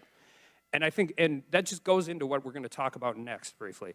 We talk about these indictments on tax fraud and bank fraud as if they are isolated incidents. But they're not isolated incidents of bad judgment. These were intricate, elaborate lies that that needed to be held with constant constant deceptions of banks, businesses, associates, accountants, potentially your family. You received over $2.4 million in personal loans from Taxi Medallion Company 1. And those were loan payments for a business loan, correct? No, sir. You weren't receiving those. Okay, go ahead. Those were payments that were made by the management company that was operating the medallions. To you?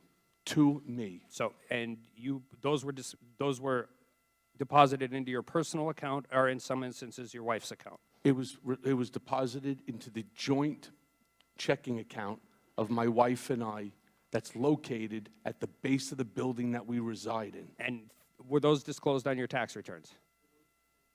They were not disclosed on my tax return. And in fact, when your accountant talked to you about those deposits, you told him you wouldn't pay for a memo that you didn't ask to be done?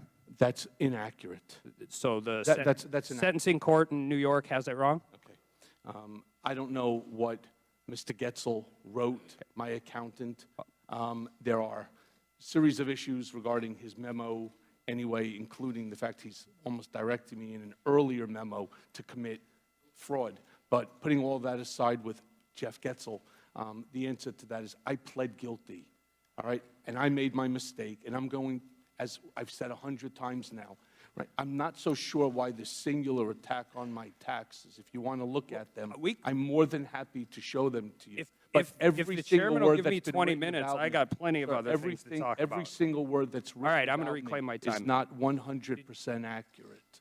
Okay? Well, I'm done. And that's exactly why, when it comes to the credibility, why I asked Mr. Davis, Mr. Monaco, to please, let's figure out how. But that's my point with the credibility. So that you understand. These aren't isolated.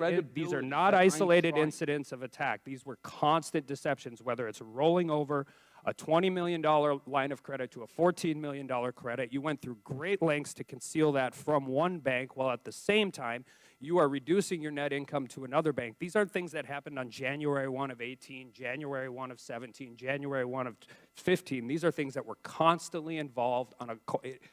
My question is, was it exhausting keeping track of all the lies you were telling all these people? The gentleman's time has expired. You may... I don't have an answer for him. I Very just well, thank you for Mr. Desailliers. continuing the narrative. Thank you, Mr. Chairman. Mr. Cohen, good luck on your road to redemption. Thank you. It's going to be a long way. The opposite of that is perdition, as I remember, and that's particularly hard on your children. So I wish you well, and I wish your family well. Mr. Cohen, as you sort of describe your road to here, Mr. Cooper asked you when the moment was, or moments when you decided you needed to change. It strikes me there is a transition that you have illuminated here. Your period of time, the 10 years working for somebody who you admired as a developer, and then when Charlottesville happened, and quite frankly, when the special counsel called you in, obviously was a key part of it, or you wouldn't be here. But the in-between part I find really interesting and troubling, at least in terms of appearances and confidence that the American people would have in this institution and democracy, quite frankly. So during that period of time, I want to ask you about two specific, if we have enough time. First, the Trump Tower. So you were negotiating for this. As you said, it was to be the tallest building in Europe. In your guilty plea with the special counsel, you quote, say, it quotes, Cohen asked individual one, is that President Trump? Yes. Okay. About the possibility of President Trump traveling to Russia in connection with the Moscow project, and asked a senior campaign official about potential business travel to Russia. When did this conversation happen? Do you recall? Early on in the campaign. And who was the campaign official? Corey Lewandowski. What did you discuss in this meeting? Possibility of which dates that Mr. Trump would have availability if, in fact, that we were going to go over to Russia to take a look at the project. I'm sorry, sir? So go ahead. Unfortunately, it never came to fruition because we were never successful in getting the first prong of what I needed, which was ownership or control over a piece of property. And until such time, there was no reason to come up with a date. But when I first received the information request to go to Russia, what I decided to do is I spoke to Mr. Trump about it. He told me to speak to Corey and see what dates might be available if I got the information I needed. So it stopped because of appearances, or did it stop because the parties decided not to pursue it? I'm so sorry, I don't understand your question. So why did the pursuit of the Trump Tower that Mr. Trump has now said, of course he pursued it because he thought he might be going back into the development business. Why was the reason that the deal stopped? Because he won the presidency. Okay. So in that interim period of time, you must admit it looks troubling that now that we know what foreign influence was attempting to do, whether there was collusion or not, it certainly appears troubling that Mr. Trump was part of this negotiation, and at the same time what we know, perhaps separately, that the Russians were engaged in our election. Well, I don't know about them being engaged in the election. I can only talk for myself. Here I would say to Mr. Trump, in response to his question, what's going on with Russia, I'm still waiting for documents, and then that night at a rally, he would turn around and do his battle cry of no Russia, no collusion, no involvement, witch hunt. Okay, on a separate subject, but somewhat related, on January 17 of this year, the Wall Street Journal published a story stating that you hired John Gager, the owner of a consulting company who works for Liberty University in Virginia, to rig at least 2 online polls related to Donald Trump. Did you hire him? Those were back in, I believe, 2015? 2014. 2014. 2014. So you did hire him? Yes, I spoke with Mr. Gauger about manipulating these online polls. And did he use bots to manipulate the poll? He used algorithms, and if that includes bots, then the answer is yes. Yes, that's accurate. Did the president have any involvement? Yes. In directing you to do this? Yes. What were the results of the poll? Exactly where we wanted them to be. In the CNBC poll, we came in at number 9, and the Drudge Report, he was top of the Drudge Report as well. Okay. Poll. And please understand also, the CNBC poll was called the Contenders, and it was top 250 people that they named, and it was supposed to be the top 10 most influential people. Let me just finish with, earlier today, you directed a comment to my colleagues, and I'm quoting, so correct me if I got this wrong. You said the more people who follow Mr. Trump, the more people will be where I am. Is it your expectation that people in the administration will end up where you are? Sadly, if they follow blindly like I have, I think the answer is yes. Thank you. Time has expired. Mr. Stubbe. Thank you, Mr. Chairman. When I ran for Congress, I talked about how Washington was broken. But I certainly did not expect the level of political gamemanship, partisanship, and sheer stagnation of policies that would improve the lives of Americans that I'm witnessing today. It is terribly disappointing to me that this committee and its chairman chose to spend our time in questioning an individual that has zero probative value and zero credibility, instead of spending our limited time focusing on improving the lives of Americans, creating jobs, or streamlining the functioning of our federal government. Yet here we are, taking testimony from a convicted liar, and not someone who has just lied to his clients or family or friends, but testimony from an individual who deliberately and premeditatedly lied to this body. He lied to Congress through false statements and written statements. He lied to Congress through his testimony. He then amplified his false statements by releasing and repeating his lies to the public, including the other potential witnesses. Yet now, we on this committee and the American people are expected to believe Mr. Cohen's testimony. I don't know a juror in America that would believe anything Mr. Cohen says given his past actions and lies. Mr. Cohen, you stood before multiple congressional committees before today and raised your right hand and swore an oath to be honest. Is that correct? That is correct. And you lied to those congressional committees. Is that correct? Previously? Correct. Yes, sir. You stated that Trump never directed you to lie to Congress. Is that correct? That's correct. Therefore, you lied to Congress on your own accord and then admitted to lying to Congress, correct? I've already stated my piece on that. I knew what he wanted me to do. I was staying on party line. But he never directed you to lie to Congress? He did not use those words, no. In your evidence that you provided this committee a mere 2 hours before the hearing started, were payments made to you by Mr. Trump, correct? Amongst other things, yes. Yet other than your testimony here today, there is absolutely no proof that those specific payments were for those specific purposes. Is that correct? It's my testimony that the check that I produced as part of this testimony, the $35,000, and then the second check that's signed by Alan Weisselberg and Don Trump Jr., were two checks out of the 11 that were meant for the reimbursement of the hush money payment to Stormy Daniels. So in your testimony on page 13, you claim, and I quote, Mr. Trump directed me to use my own personal funds from a home equity line of credit to avoid any money being tracked back to him that could negatively impact his campaign. Do you have any proof of this direction? Just the payment, sir. So no email? Mr. Trump doesn't have email. So no recording? I do not have recordings, no. No text message? Mr. Trump doesn't text message. So no direction other than your testimony today that that's what the payment was for? And the fact that I paid on his behalf, at his direction, the money to Keith Davidson's IOLA account. You're right, there's no other documentation I have.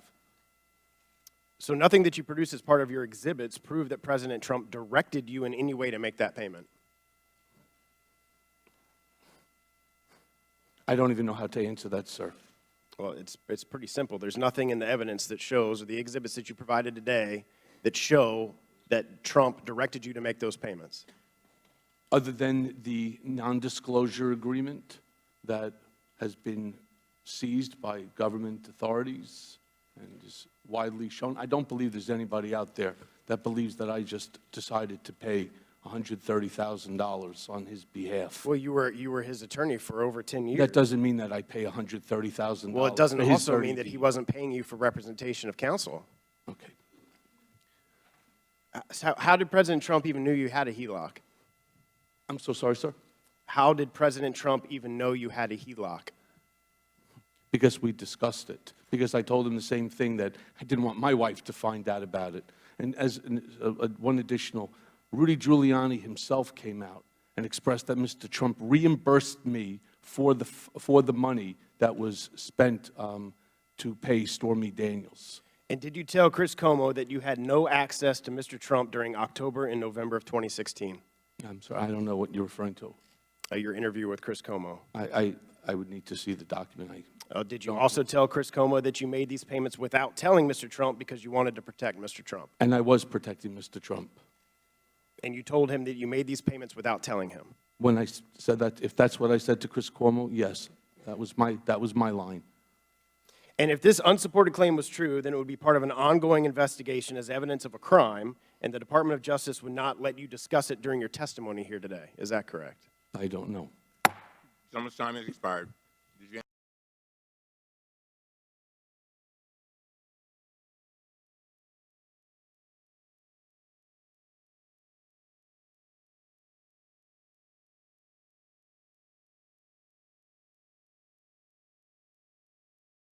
Yes, I did want to say one last thing. Not only did I lie to the American people, I lied to the First Lady. When the President called me and I was sitting in a car with a friend of mine, and he had me speak to her and explain to the First Lady. So the answer is you're not accurate, and I don't feel good about any of this, and this was not my intention. Ms. Lawrence. Sorry.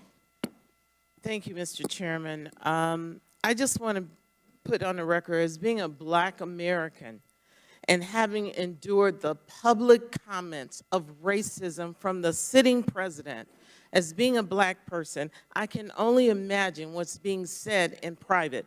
And to prop up one member of our entire race of Black people and say that that nullifies that is totally insulting. And in this environment of expecting a president to be inclusive and to look at his administration speaks volume. So I have some questions.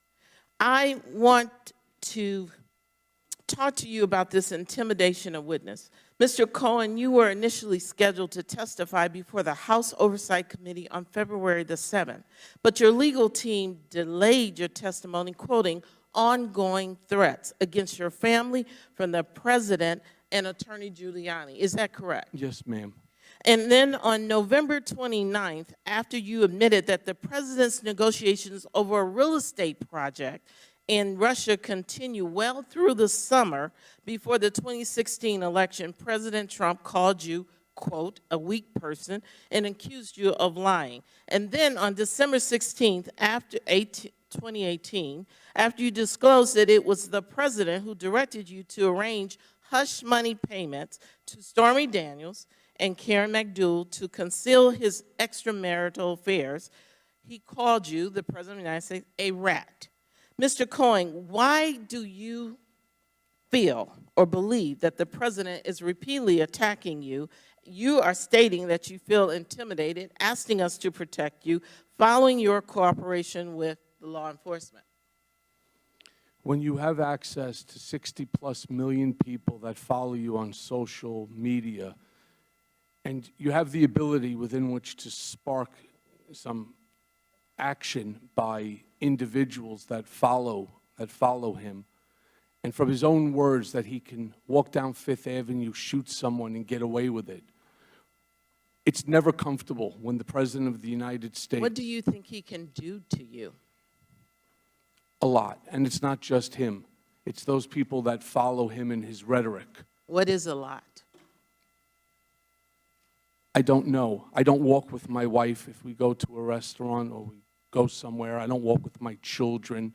I make them go before me because I have fear. And it's the same fear that I had before when he initially decided to drop that tweet in my cell phone. I receive some, and I'm sure you'll understand, I receive some tweets, I receive some Facebook Messenger, all sorts of social media attacks upon me, whether it's the private direct message that I've had to turn over to Secret Service because they are the most vile, disgusting statements that anyone can ever receive. And when it starts to affect your children, that's when it really affects you.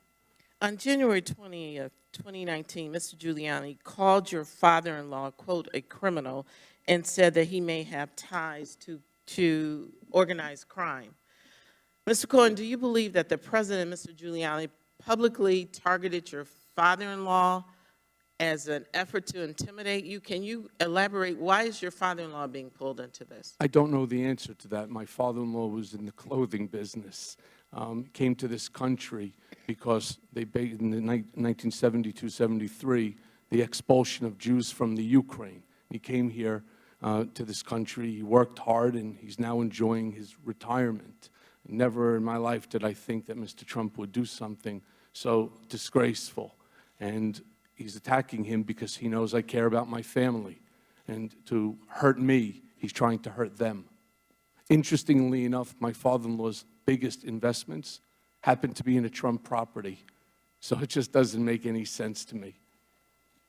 I want to be clear, any efforts to prevent a witness from testifying in front of Congress is against the law.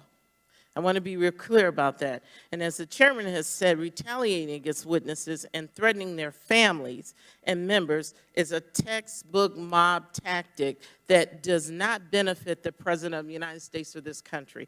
And I want to be on the record, this hearing is not about discrediting the President. It's about the oath of office that we take as members of Congress to have checks and balances and to meet the laws and the policies of this country to serve. Thank you, and I yield back. Mr. Roy. Mr. Cohen, I too want to offer my heartfelt thoughts for your family and what they're going through. I know it's tough, and for your time here today, I know it's tough for you to stand here in front of this committee.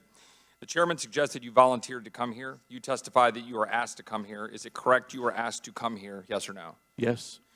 The combined total of the crimes for which you were sentenced would bring a maximum of 70 years, yes or no? Yes. Yet you are going to prison for 3 years, yes or no? Yes. The prosecutors of the Southern District of New York say to secure loans, Cohen falsely understated the amount of debt he was carrying and omitted information from his personal financial statements to induce a bank to lend on incomplete information. You told my colleague here today that you did not commit bank fraud. Not parsing different statutes, which I understand could be. I want for clarity, are you or are you not guilty of making false statements to a financial institution, yes or no? Yes, I pled guilty. You said clearly to Mr. Cloud and Mr. Jordan that the Southern District of New York lawyers were being untruthful in characterizing your desire to work in the administration. Do you say again that the lawyers of the Southern District of New York are being untruthful in making that characterization, yes or no? I'm saying that's not accurate. Okay, so you're saying they're being untruthful in what they wrote. I'm not using the word untruthful. That's yours. I'm saying that that's not accurate. I did not want a role or a title in the administration. I'm sure the lawyers... I got the title that I wanted. I'm sure the lawyers of the SDNY appreciate that distinction. Question, you testified today you have never been to Prague and have never been to the Czech Republic. Do you stand behind that statement? Yes, I do. I offer into the record an article in known conservative news magazine Mother Jones by David Korn, in which he says he reviewed his notes from a phone call with Mr. Cohen, that Mr. Cohen said, quote, I haven't been to Prague in 14 years. I was in Prague for one afternoon 14 years ago, end quote. Question, you, as my friend Mr. Armstrong rightly inquired, offered to the committee taped information involving clients with the bat of an eye. Do you stand behind that, yes or no? I'm sorry. I don't understand. You said it so fast. You, as my friend Mr. Armstrong rightly inquired, offered to this committee taped information involving your clients with the bat of an eye. Do you stand behind that offer? If the chairman asks me, and I'll take it under advisement now, and it's not a problem in terms of attorney-client privilege, yes, I will turn it over. You, as my friend Mr. Meadows pointed out, misled this committee even today in a written submission that contradicted your testimony. You have suggested you are going to review that. Are you going to review it in our next break to correct the record, yes or no? Yes. Question, you helped out the president's campaign or were involved in the campaign as a representative, as a spokesman, even in your words today. It was your idea for the campaign dating back to 2011. Is that accurate, yes or no? Yes. 2011 is a year that sticks in my head, for it's the year my daughter was born, and it was the year I was diagnosed with cancer.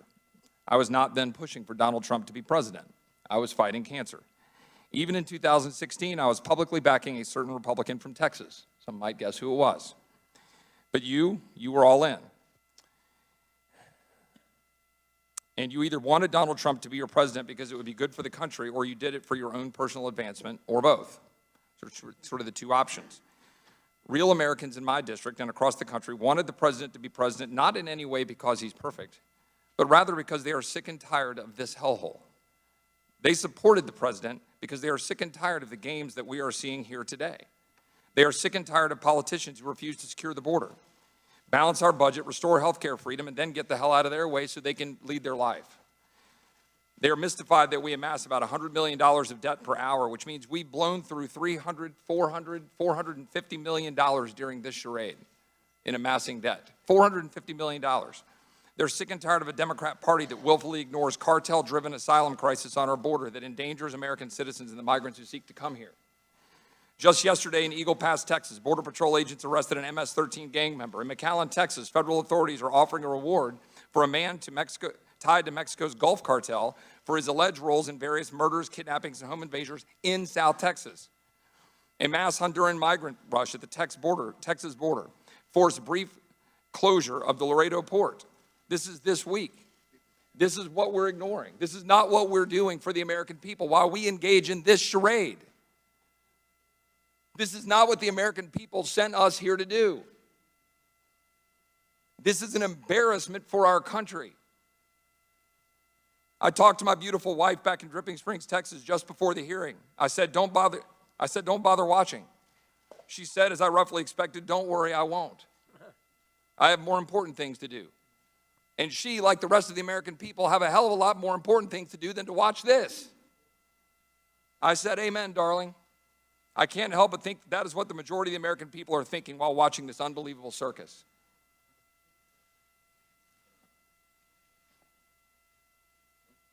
I yield back.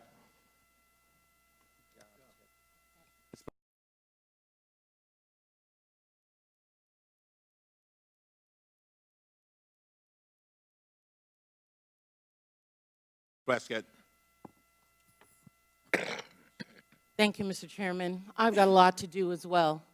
I've got houses and schools to help rebuild in the Virgin Islands, expansion of voting rights, educational opportunities, criminal justice reform. Thank God the Democratic majority can walk and chew gum at the same time. So we're here with you right now. Mr. Cohen, you learned well in the 10 years that you worked with Donald Trump.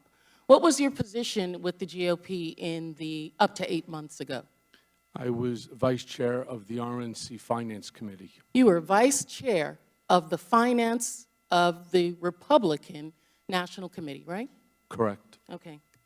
I do want to say I was a Democrat until Steve Wynn found out I was a Democrat and made me switch parties. That would be a Said it smart wasn't thing right to for do. a Democrat to be the vice chair. Good. Let's get to it. I only have a little bit of time. On behalf of the many members here who have expressed to your family, our apologies to your family, but I want to apologize for the inappropriate comments and tweets that have been made by other members of this body. And as a former prosecutor and as former counsel on House ethics, I think that at the very least there should be a referral to the Ethics Committee of witness intimidation or tampering under USC 1512 of my colleague Matt Gaetz, and it may be possibly him being referred for a criminal prosecution. So I want to put that on the record. On May 2nd, 2018, the President's personal attorney, Rudy Giuliani, who was his personal attorney like you, appeared on Fox News and referred to the President's reimbursement to you for the $130 payment for Stephanie Clifford as part of a retainer.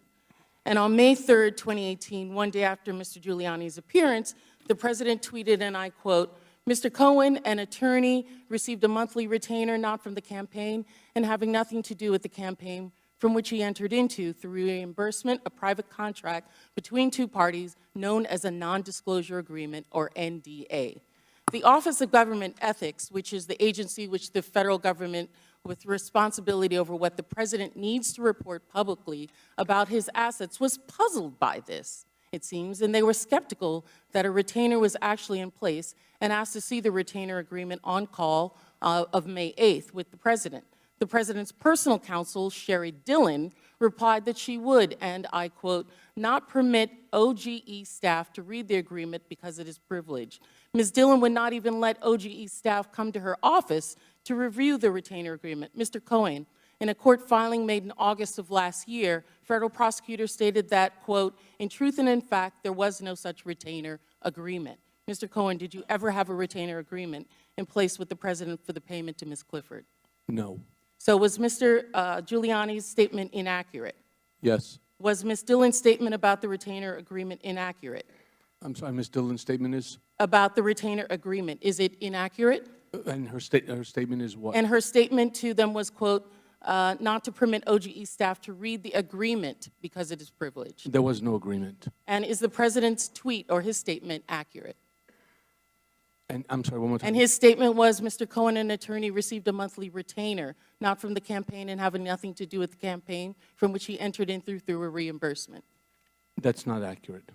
You've mentioned some individuals to my colleague from New York, Ms. Connolly, and also in your testimony about Mr.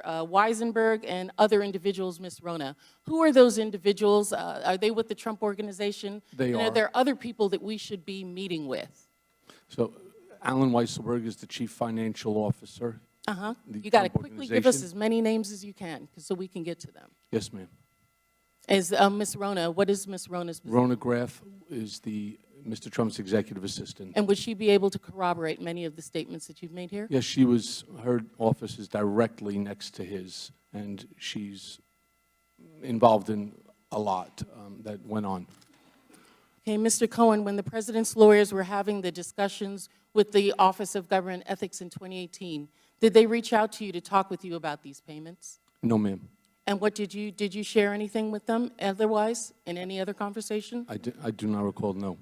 Can the committee obtain more information about these facts by obtaining testimony and documents from the White House, the Trump Organization, and the president's attorneys?